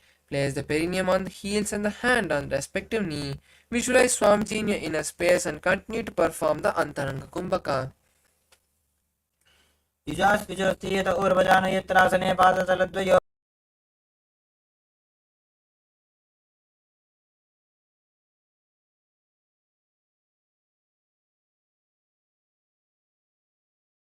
In the back and hold on to opposite elbows as you visualize Swamiji and continue to perform the Antaranga Kumbhaka. प्रथम पना पानी होए जैसे दो वो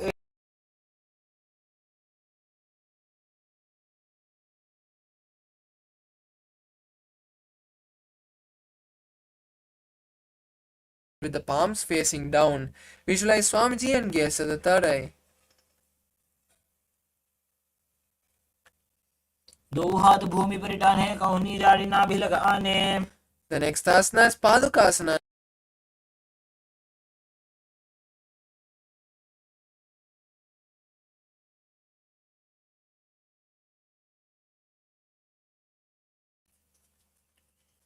हस्ततलयोः पादतले कृत्वा तिष्ठेत् गच्छेत् पादुकासनं भवति. The next asana is Kukkutodana. Now place the palms on the mat and kick the legs up into the air and let it fall back down. Repeat.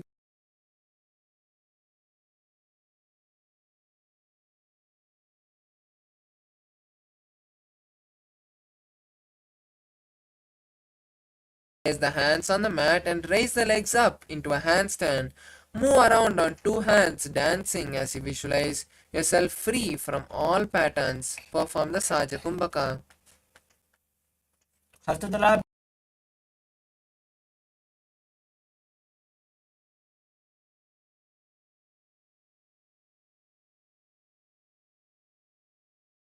With the other arm straight and the arm straight, bring the opposite arm to the head and be stable as you visualize Swamiji in your inner space. अथ पक्षे Mahadev Kunj.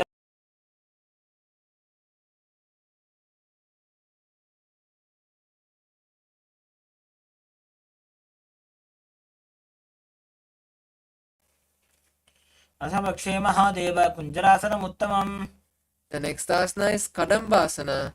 Now come to a squatting position and hold on to the respective ankles. Lift the heels off the ground.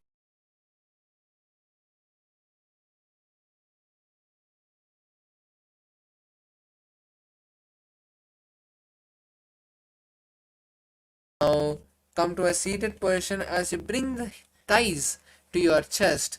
Wrap your legs and visualize the excess vata leaving your inner space.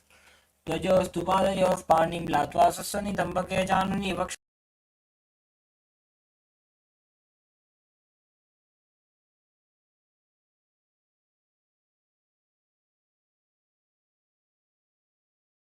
Leg up with the knee straight as you lift the entire body off the ground. Keep the chin up as visualize the powerful source of energy. पूर्वतानं Chatushpada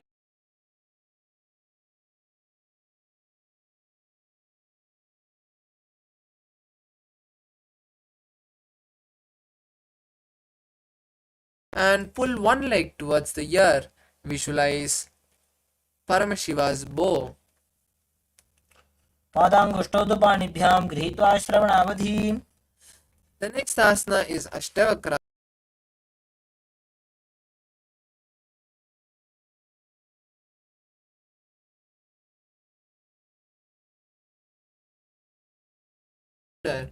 Then lean forward as you lift the legs off the ground, stretching them to the side, and bring the body down. Visualize a flying crane.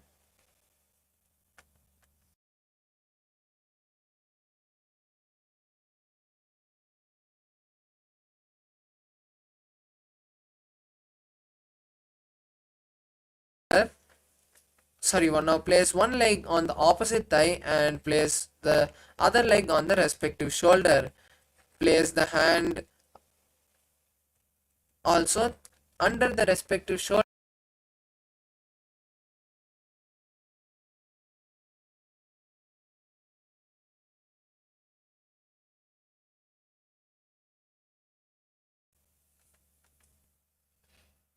एतत् प्रभेदं वक्ष्यामि करोति यस्य चामरः The next asana is Paramaśiva.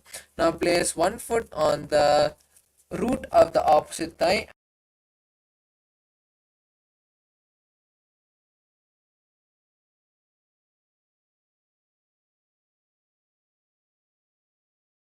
Remain steady. Gaze at the third eye and visualize the great sage Matsyendranatha.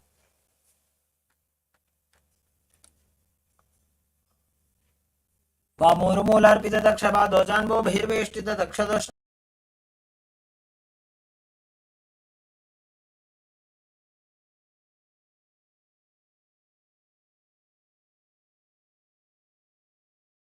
Place the hands on the mat by the side and lift the body off the ground, stretching the other leg forward and up.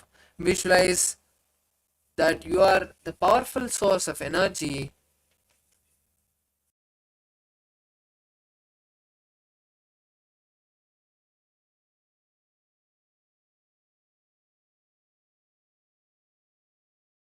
Mudra.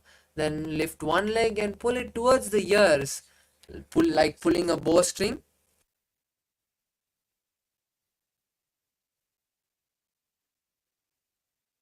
Visualize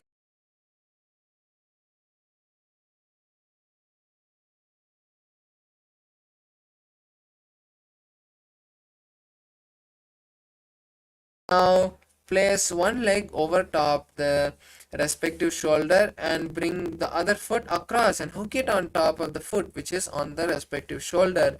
Lean forward and down while you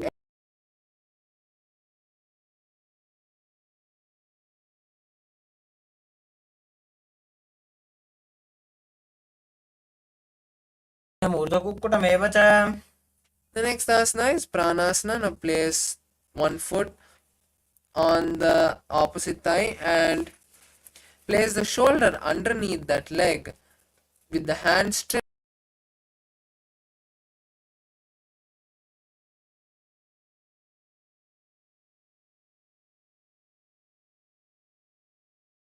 यस्य चामरः The next asana is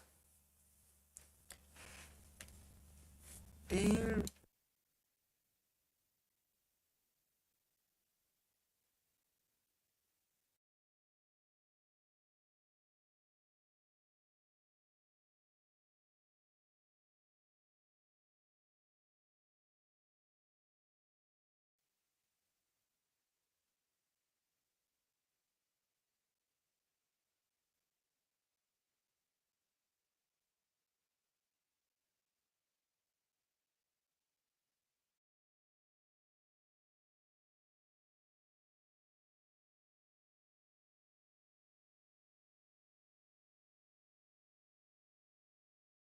At the root of the opposite thigh and place the other leg by the side of the opposite leg.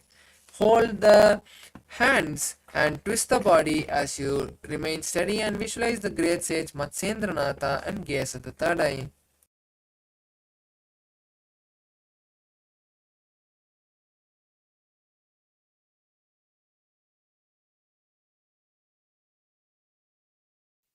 Next asana is Ardhavachimatanasana.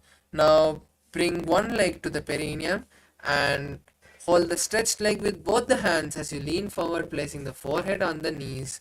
Visualize Swamiji and perform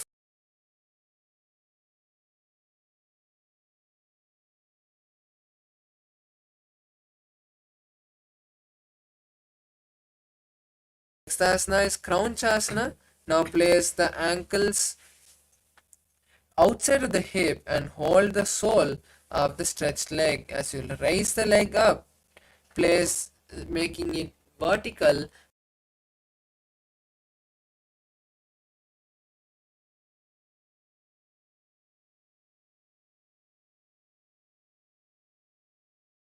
त्रिकोणं च सुप्ताङ्गुष्ठप्रसारणे. The next asana is Ardhavachimatanasana. Now on the opposite side. Now bring the opposite leg to the perineum and stretch the other leg forward.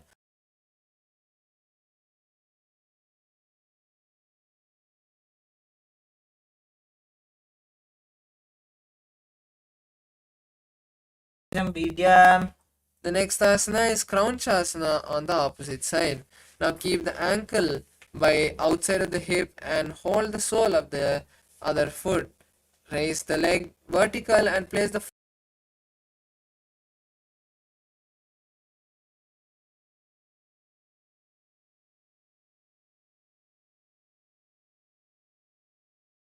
Astikasana. Now sit with the soles between the thighs and calf. Keep the spine straight and rest the palms on the knee. Visualize good fortune, prosperity, and peace as you gaze at the nose.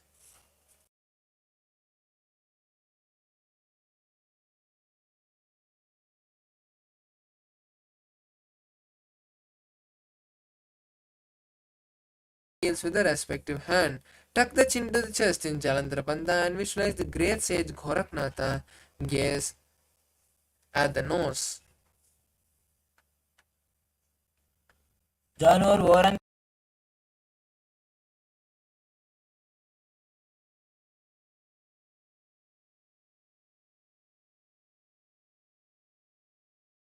Keep the legs in the same posture as you perform the Shanmukhi Mudra, visualizing Swamiji and gazing at the third eye. Now, lock the mouth with the ring and little finger.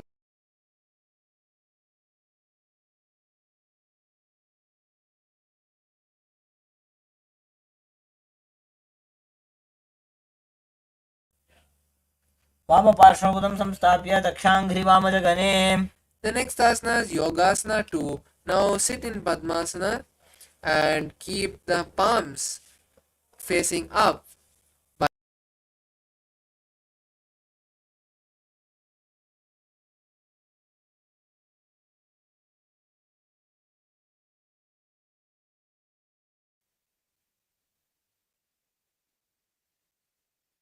The tongue behind the teeth and the mouth contracted.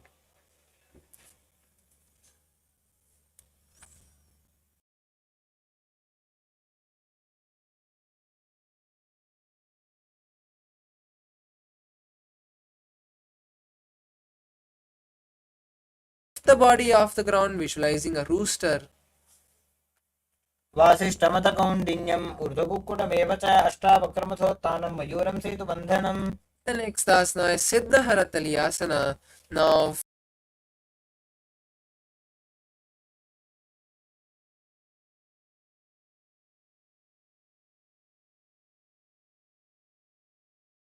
as you visualize Swamiji and gaze at the nose. प्रथम पद्मासन को करें, हस्तु दो भूगोड़ासन निधरे.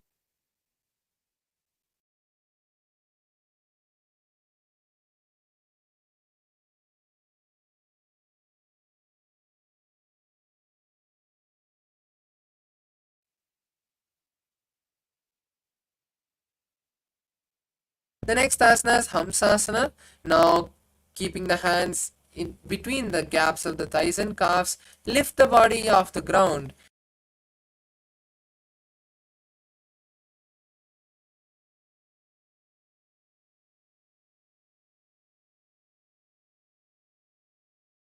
Now, insert the hands to the gap of the thighs and calves and lift the body forward, placing the forehead on the mat and lifting the back of the body up. Insert the hands and interlace the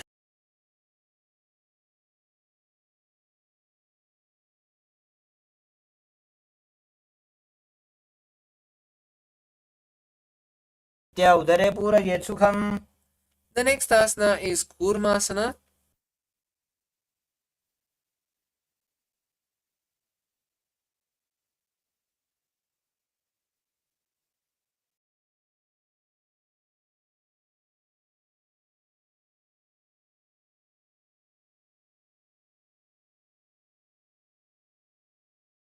On the buttocks. Visualize a tortoise and continue to perform the Kakachanchukumbaka. By जंग पर दक्षिण बावा, दाई जंग पर by ल्यावा.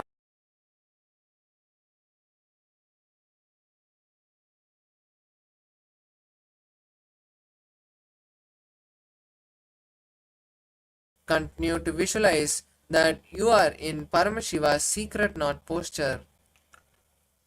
अथ भक्षे नीलकण्ठ गन्तिभेदासनं शुभम्.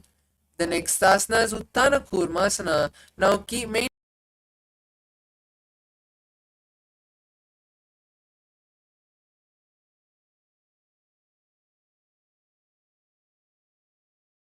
आसनबन्धस्थं कराभ्यां धृतकन्धरं पीठं कूर्मवदुत्तानमेतदुत्तानकूर्मकम्. The next asana is Pangu Kukkutasana. Now from Padmasana, place both the hands to the gap of the thighs and calves. Place one hand flat on the mat.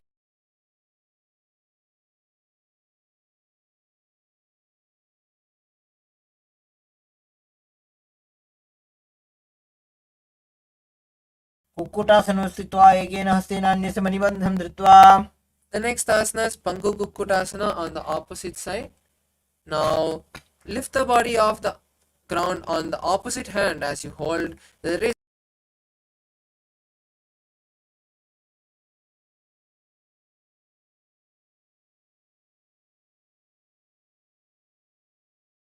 Next asana is Griddrasana. Now from Padmasana, place the elbows on the toes and interlace the fingers. Rest the chin on the knuckles and press the thumb to the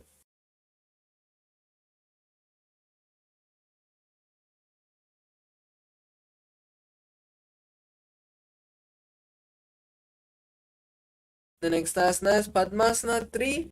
Now stack the palms and place them in front of the navel. Visualize Swamiji and gaze at the nose as you perform the Mahamudra Bandha.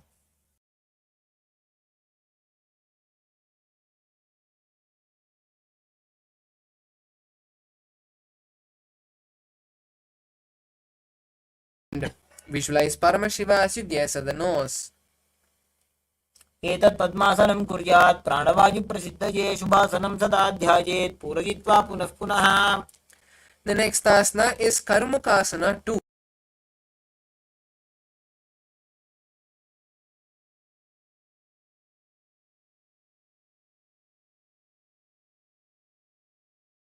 On the left knee.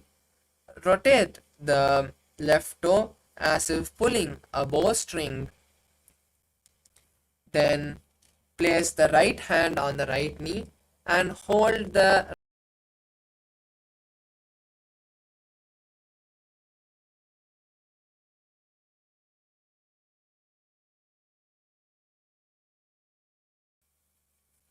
अथान्यासनमावक्षे योगपूरकरक्षणात् कृत्वा पद्मासनं पाद अङ्गुष्ठजङ्घयोस्थितम्. The next asana is Karmukasana 3. Now from Padmasana, cross the arms behind the back and hold.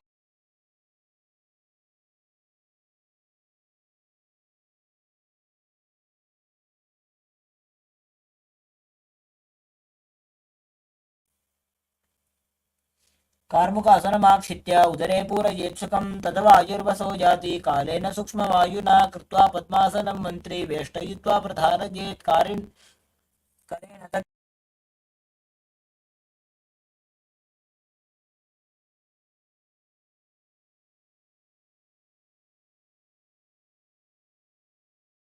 Switch the gaze to the third eye. ऊरुभ्यामुपरि स्थाप्य पादयुग्मं प्रयत्नतः दक्षिणं सव्यदेशे च सव्यं दक्षिणदेशके. The next asana is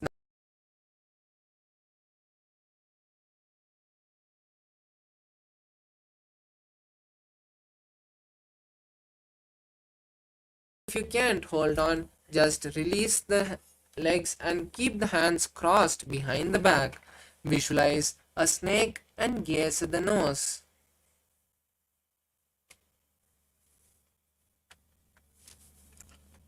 प्रथम पद्मासन कोठाने दो हाथ पाछाने आने.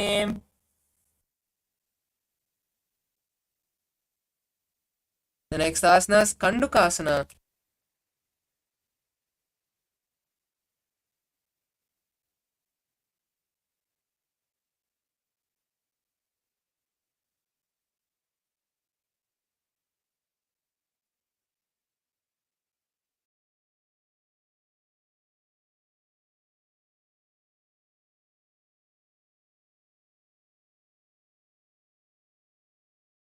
The legs from Padmasana and bend the knees and bring the thighs to the chest. Wrap the legs and visualize a ball as you perform the Saja Kumbhaka, inhaling and exhaling comfortably. नेत्रासने स्थित्वा हस्तपादान् निष्कुष्य ऊर्ध्वं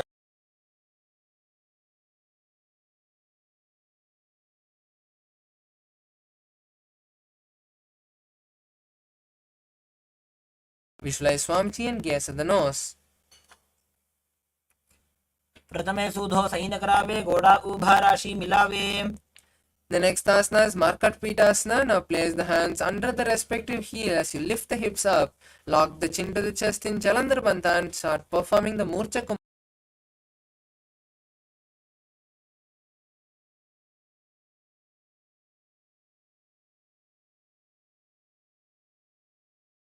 Shikipitakasana. Now place the hand on the hip and stretch the legs forward, straightening the knees. Visualize Swamiji and gaze at the nose. जङ्घोरुबलहीनश्चेत् उत्तान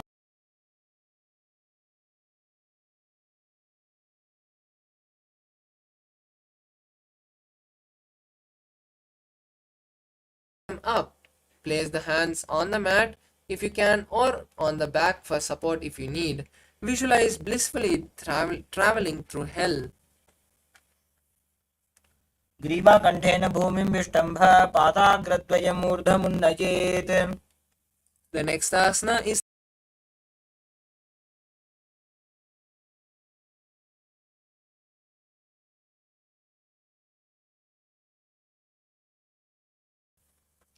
नौकावत् स्थित्वा ऊर्ध्वं पादाग्रद्वयं नयेत्.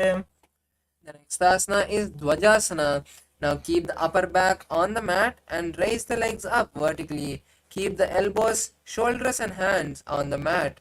Keep the legs vertical and visualize the Kailasa flag.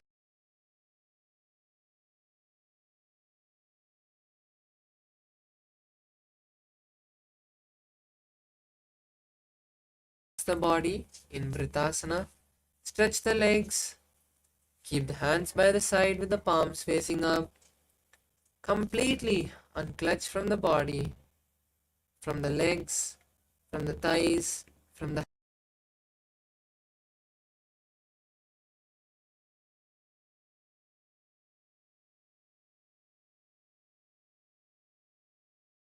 awakening the Kundalini in Shakti Chalana Mudra. Hold the Mahavakya alone in your inner space to keep yourself unclutched.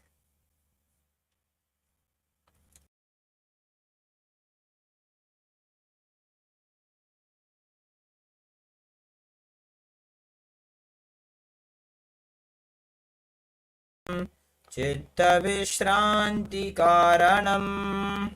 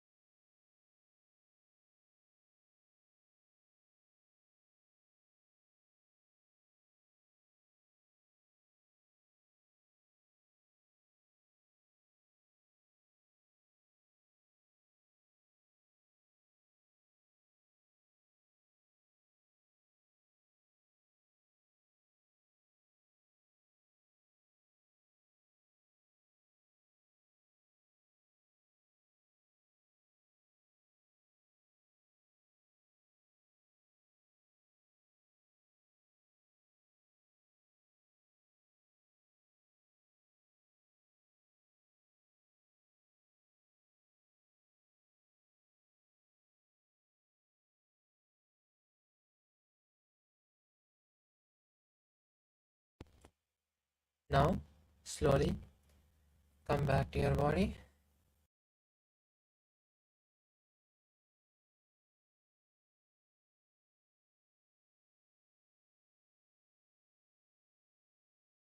Slowly see every muscle in your body coming back.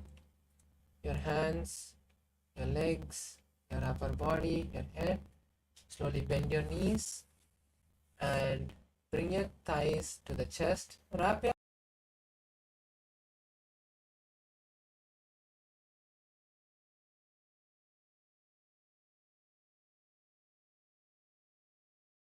comfortable seated position.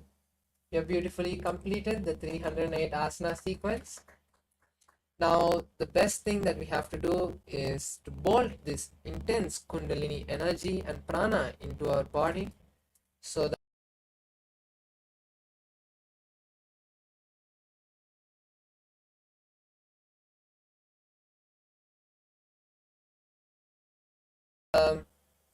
Purna Mantra, quickly grab an eye band and a piece of paper or your device so that you can write down what you see. And after the power manifestation, you can go and get refreshed.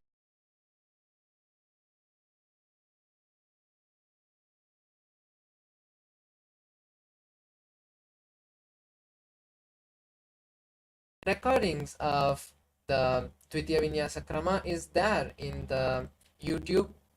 So you can perform this every day in the whenever time is best for you.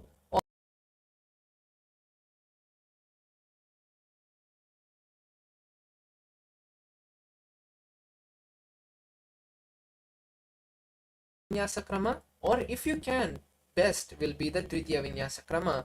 I encourage all the participants to perform the yoga in the morning, as that is one of the most beautiful revelations.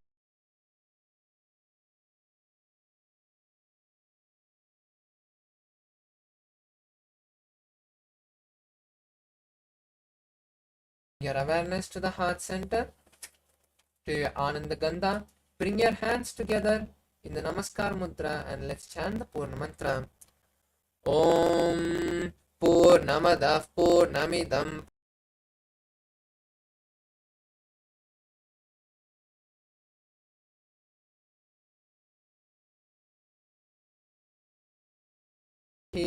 Hari Om Tat Sat Sarvam Bhagavat Shri Nithyananda Paramashiva Padukarpanamastu. Om Nithyanandam.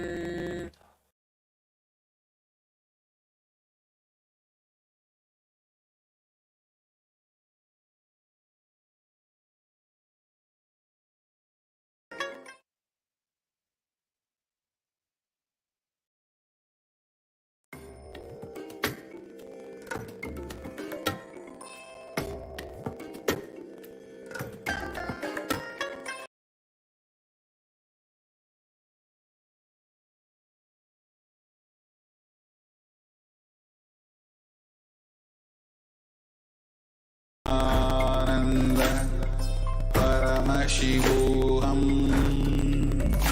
Om Nithyananda Paramashivoham.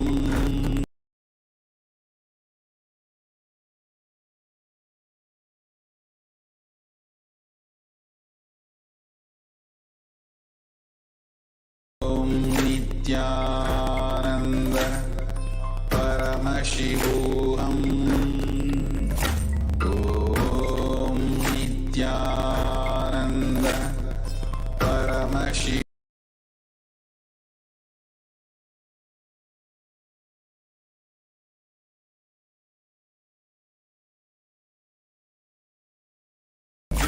Om Nithyananda Paramashivoham. Om Nithyananda.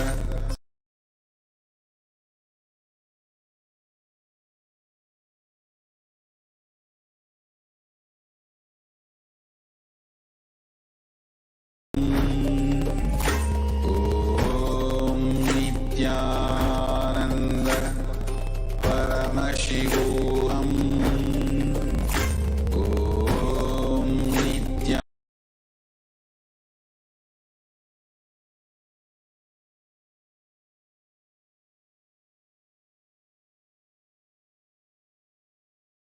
Paramashivoham. Om Nithyananda. Paramashivoham.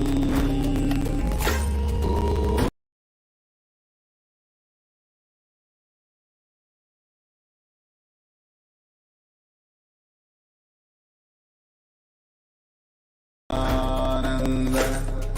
Paramashivoham. Om Nithyananda. Paramashivoham.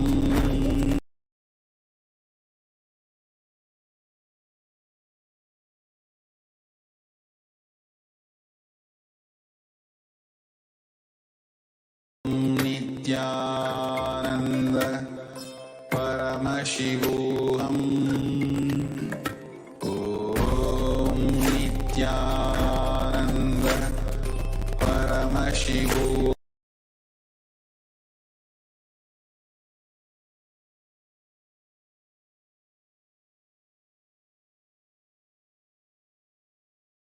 Om Nithyananda. Paramashivoham.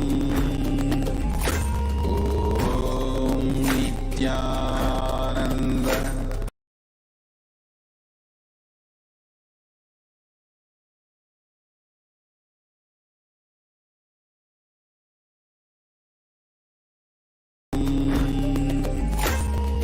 Om Nithyananda. Paramashivoham. Om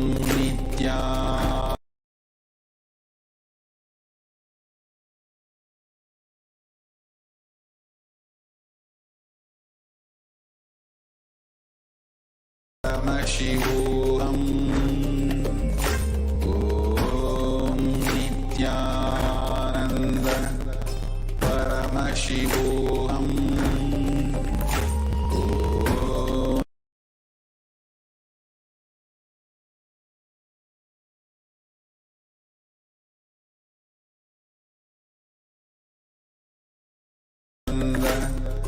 Paramashivoham. Om Nithyananda. Paramashivoham.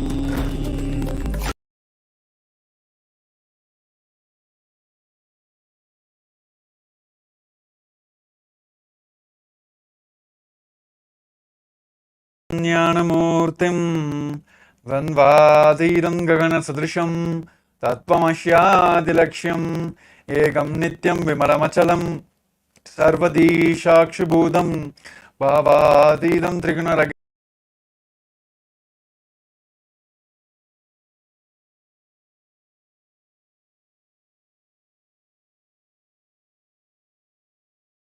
final day, the grand finale of Paramashivoham Level 3 Season 3. Yes, I think it is a wonderful yoga segment, and there are many participants who have already shared their experience, how they were able to get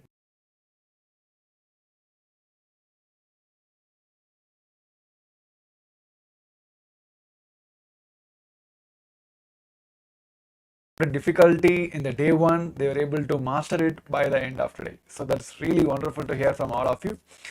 So yes, so with this, let us enter into the power manifestation segments of the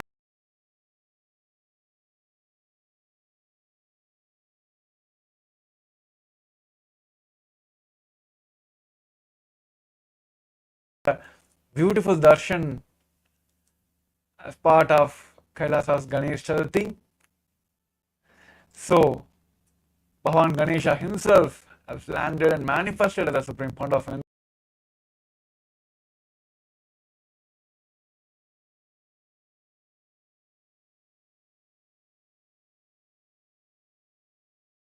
powers of Paramashivam.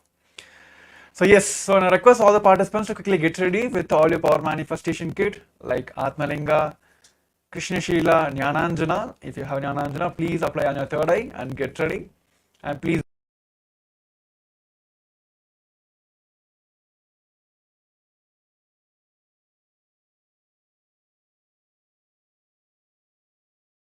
and all of us can manifest through our third eye. Yes. So yes, let's put your eye bands. I request all the participants to put your eye bands. Make sure it is completely tight. And there are few participants, still the cameras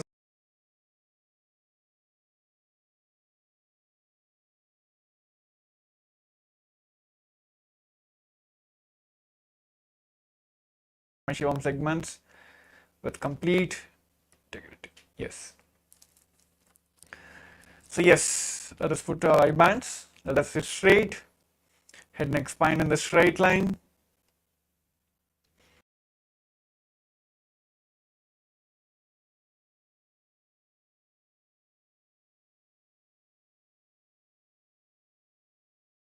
"50 hands and 75 eyes." He himself is manifesting through your third eye with that complete completion.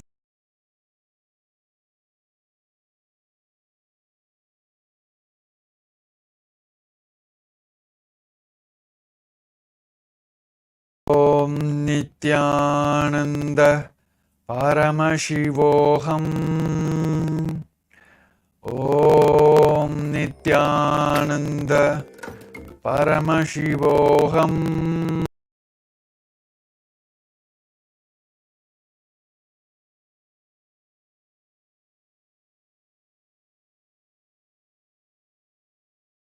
The Mahavakya intensely.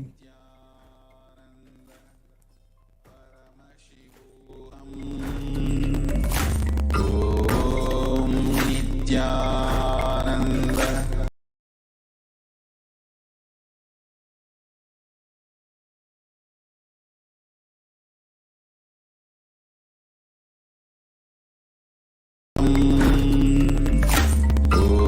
Om Nithyananda Paramashivoham. Om Nithyananda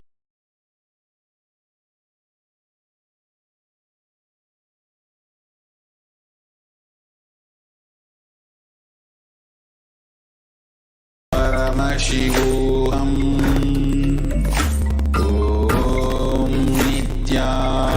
Om Nithyananda Paramashivoham.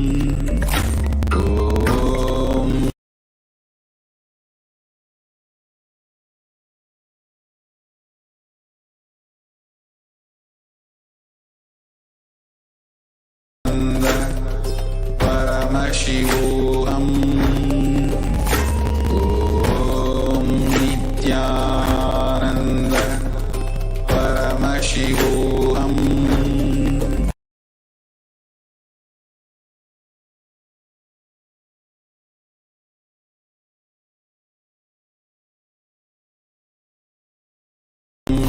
Nithyananda Paramashivoham. Om Nithyananda Paramashivoham.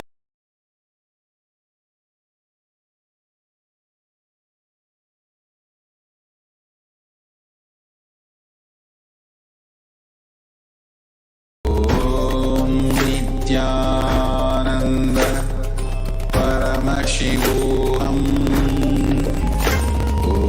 Om Nithyananda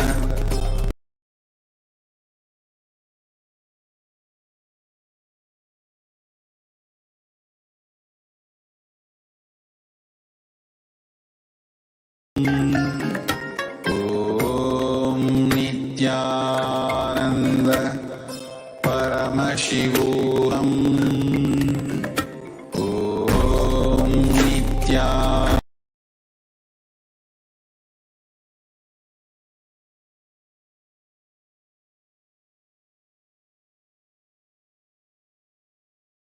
Paramashivoham.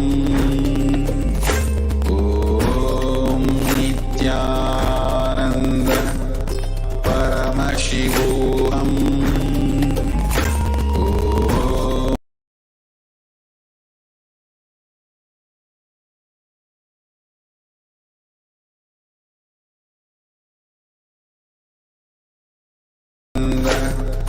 Paramashivoham. Om Nithyananda Paramashivoham.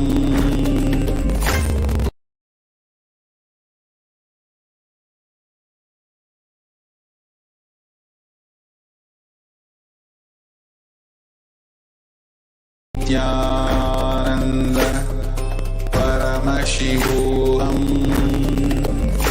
Om Nithyananda Paramashivoham.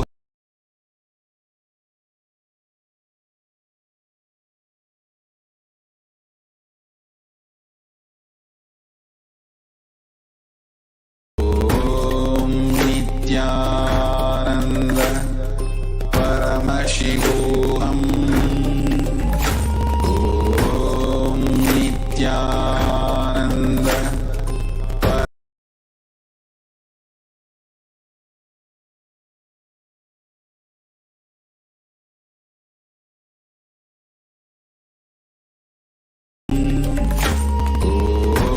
Om Nithyananda Paramashivoham. Om Nithyananda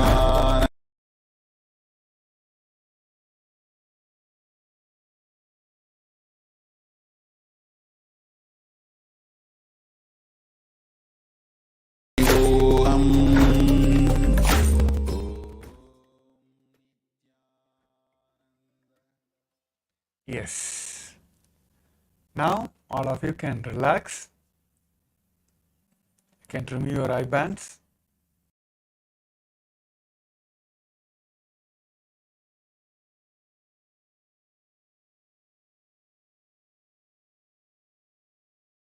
Husbands, to take a moment to first pen down what Paramashiva has revealed to you during this power manifestations.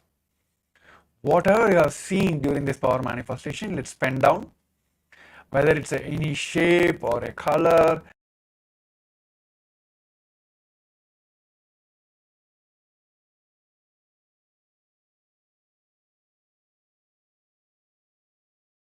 verifying our answers very shortly now. So yes, let's pen down now.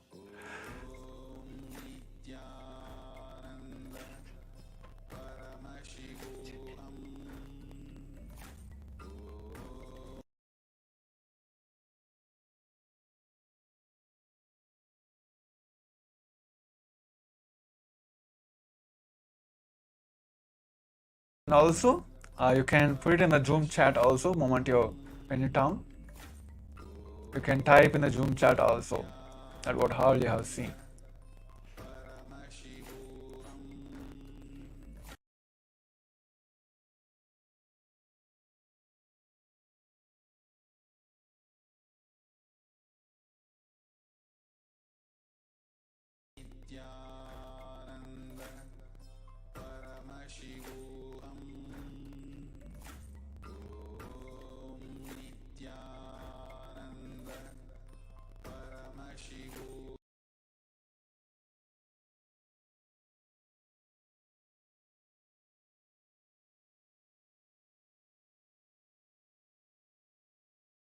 Zizing I have shared that blue and white. I was able to see these two colors. Okay, yes, let us verify your answers now. Here is the picture which was projected for all of you. It has many, it is a complete lot.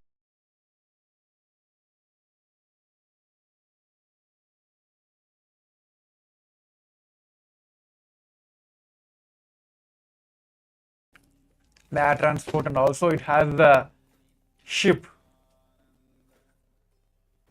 which is for water transport, and also you have the like those boxes in front, and of course in the back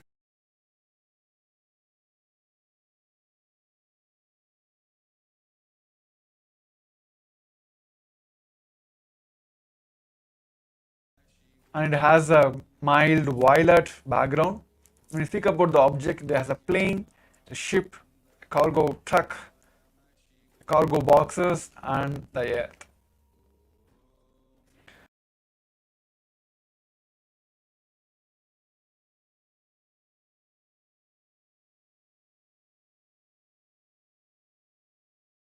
Documents or to your friends, you might have suddenly remembered that that reminder might have come to you and suddenly when you are doing this power manifestations.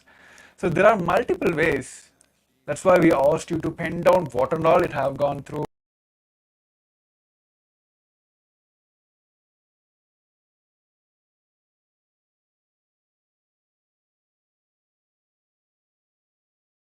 Colors are there, and this is the first level. These are the multiple stages where we start seeing about the colors, then you will start seeing about the objects, then you will be able to see seamlessly as how a naked eyes, two eyes.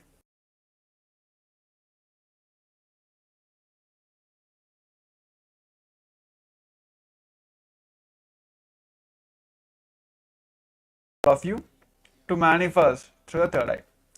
So yes, I request all of you to put your eye bands back, and any of your participants, if you're facing any obstacle during this power manifestation, please do put.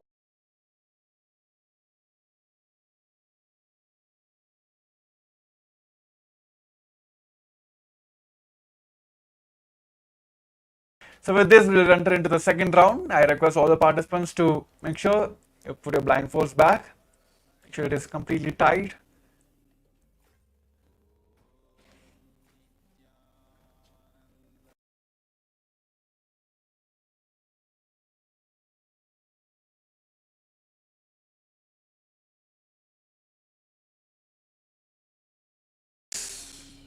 Remember, Swamiji himself is sitting in your third eye. Just merge into the space of oneness. That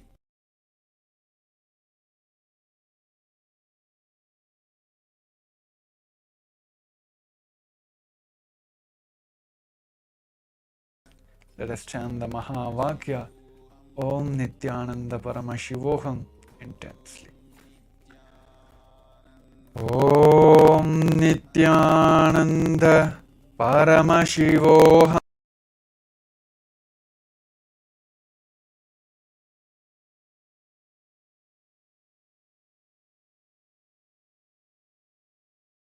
Om Nithyananda Paramashivoham. Let your whole body reverberate with the Mahā Vakyam.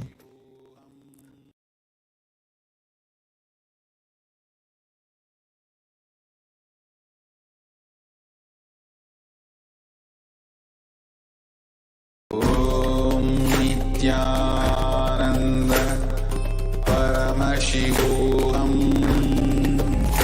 Om Nithyananda Paramashivoham.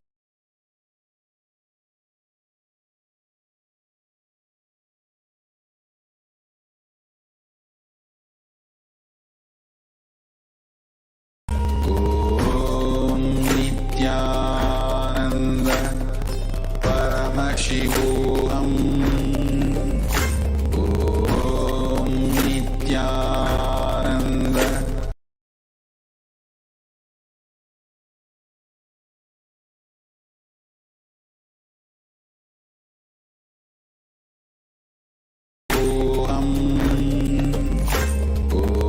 Om Nithyananda Paramashivoham. Om Nithyananda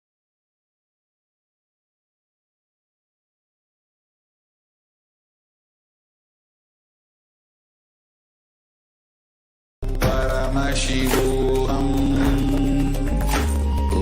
Om Nithyananda Paramashivoham.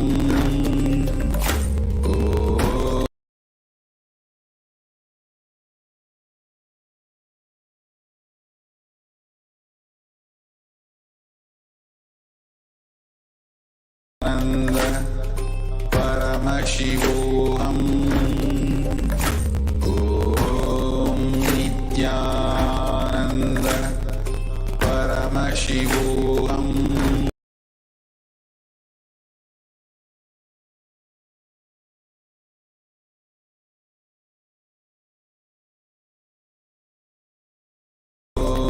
Nithyananda Paramashivoham.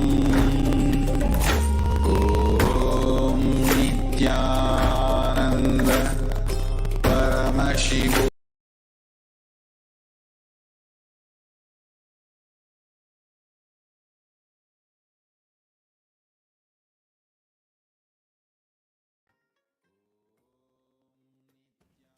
Yes. Now, all of you can relax.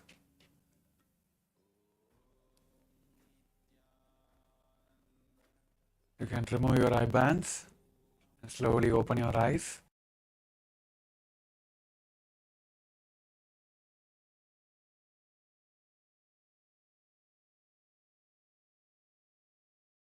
What and all Paramashiva, what and all Swamiji have revealed to you during these power manifestations, what and all you will be able to see through your third eye, please pen down that. And parallelly, I encourage everyone also to pay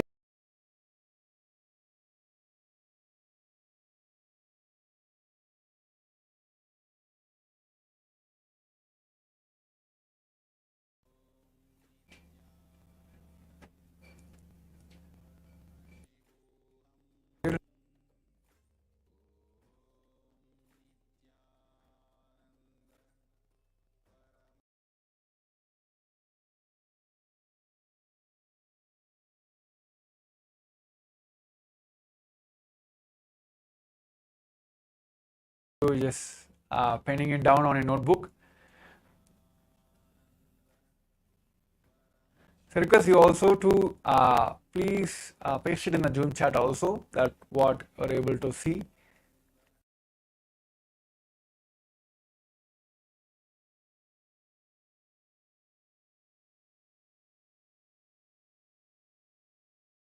I think I have seen colors which is orange, yellow and red.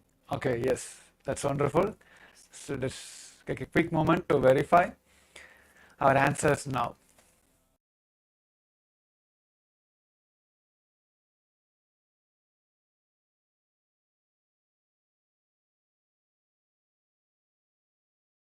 Where you can have a travel bags and it's a plane in the background. It's like fully protected with a glass shield. Yes.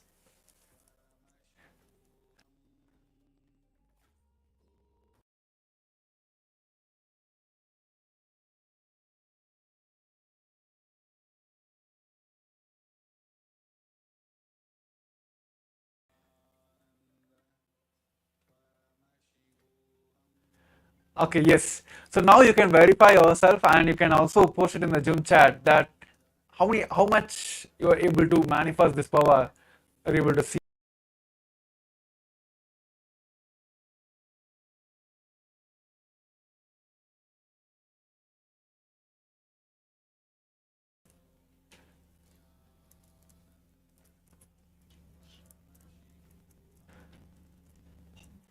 Okay, I saw a green, something like a place.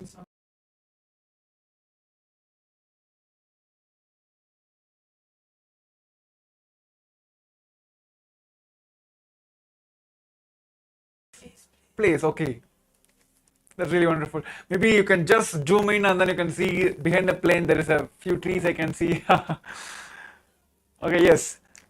So let's keep manifesting. So throughout the day we have a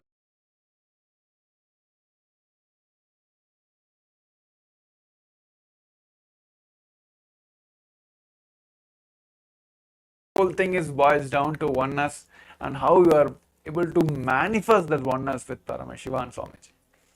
So yes, so with this we coming to the end of the segment. So I request everyone to take a moment to please share on your social medias how you're able to share.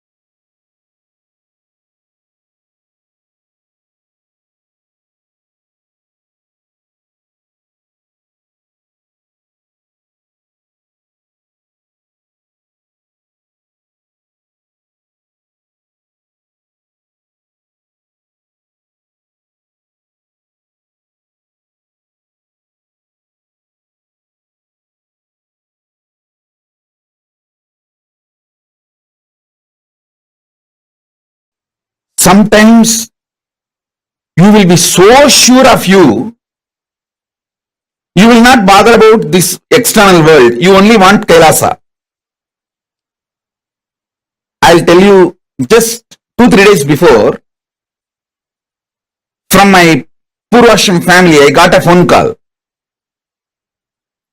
They sent a message, Swamiji, actually my grandmother passed away. I don't know how many of you know if you read my biography, at the age of 2, my grandmother opened her treasury and asked me to pick up what I want. I picked up Rudraksha and threw everything out, tumbled the box by pushing it aside, just picking only the Rudraksha mala. That same grandmother, she passed away. All her jewels are there. So they sent a message, Swamiji, your share will come around some 100 sovereign. 100 sovereign means I think 800 gram gold. Should we get it and send it to you? I laughed. Hey, at the age of 3, I rejected it. And you are asking me, do I want that at the age of 44? At the age of 3, I clearly picked up what I want from that whole box and threw it, all the other things. And you want me to have that at the age of 44? From 3, I am very clear what I want. Listen carefully.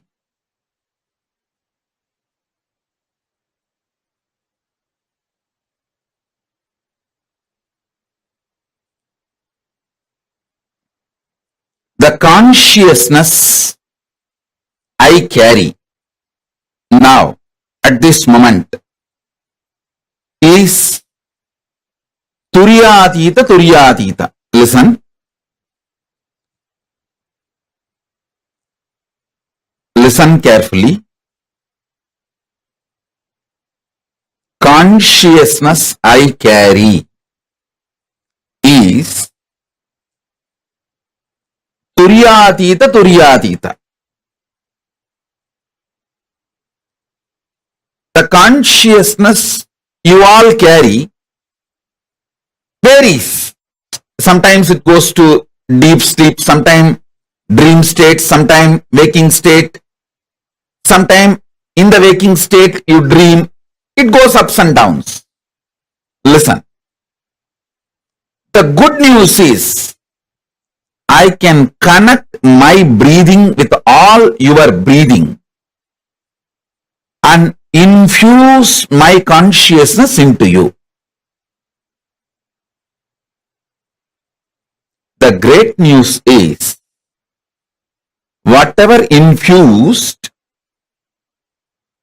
permanently stays in you till you digest and make it as part of you. Till you make that as a permanent state. It stays in you. It can't leave you. Once I breathe this Turyatita into you, means the enlightened consciousness into you, the seed cannot be killed. It stays inside you till you allow it to sprout and come out.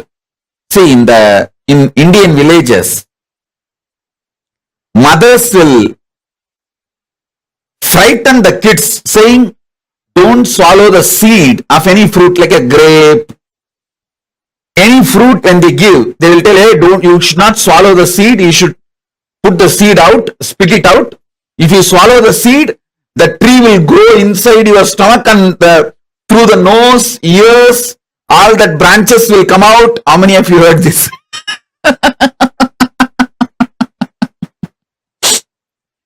Because moms don't want that seed to get stuck in your throat. They will always tell this. In all Indian villages, they will tell this story. You should not eat that seed.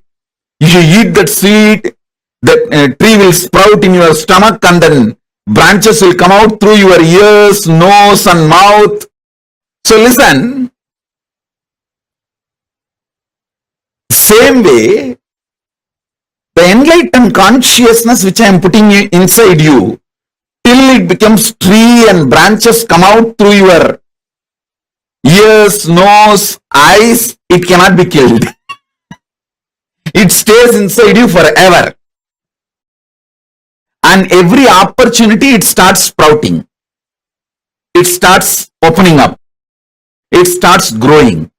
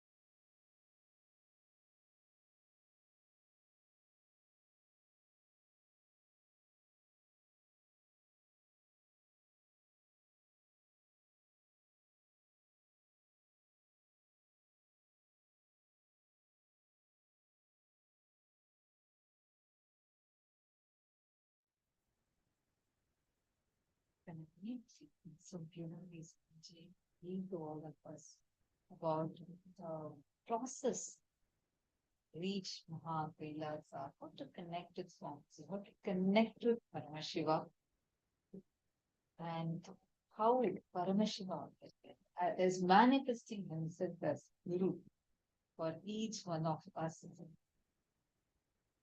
The very, very powerful revelations from Swamiji. You understand every single one of us are initiated to start manifesting Swamiji through us. Literally today we all are going to experience this loka, the Mahā KAILΑSA, where Paramashiva exists in his pure state, beyond form and formless. And it is in this space of Mahā KAILΑSA where he resides as that ultimate manifestation. All the great cosmic happenings are happening. See, please understand, Mahā KAILASA is literally the abode of Paramashiva where he resides in his formlessness. And that is a space of Kailasa. That is a space of completion. That is a space of Paramashiva. Now, for all of us, all the participants, every one of you that are sitting here, please understand, through the whole program, all of us are manifesting this exact same space, this exact same experience. Now, I request all the participants, every one of you, let us just sit and experience the space of Mahā KAILASA. What does that mean? What exactly does that experience mean? When you are connecting to Mahā KAILASA, right? When you're accessing that parallel universe, all the powers of Paramashiva starts manifesting through you. And let us do it in a very simple, a very, very powerful, through a very powerful power manifestation, where we're going to be manifesting the power of being able to apply our consciousness over the matter, being able to move a matter, an object, just through our conscious will. Shall we all start? Yes? Okay, so we're going to keep it very simple in the first round. Okay, I request every one of you to put please have a cup of water. You're going to be putting a needle in that water, or a grass, a blade of grass, any of this. Put it in the water. You're going to be manifesting the power to move it as per your conscious will. Just sit in that space of Mahā KAILASA and sit from that oneness, and you will instantly see how the whole power manifestation will happen. Sit now.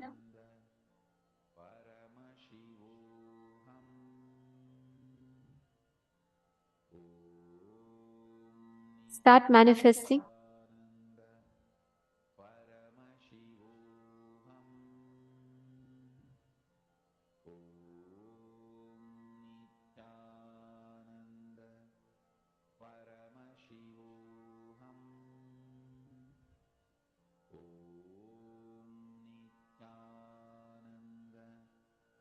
Just connect. Declare your consciousness as Paramashiva from Mahā KAILASA and manifest intensely.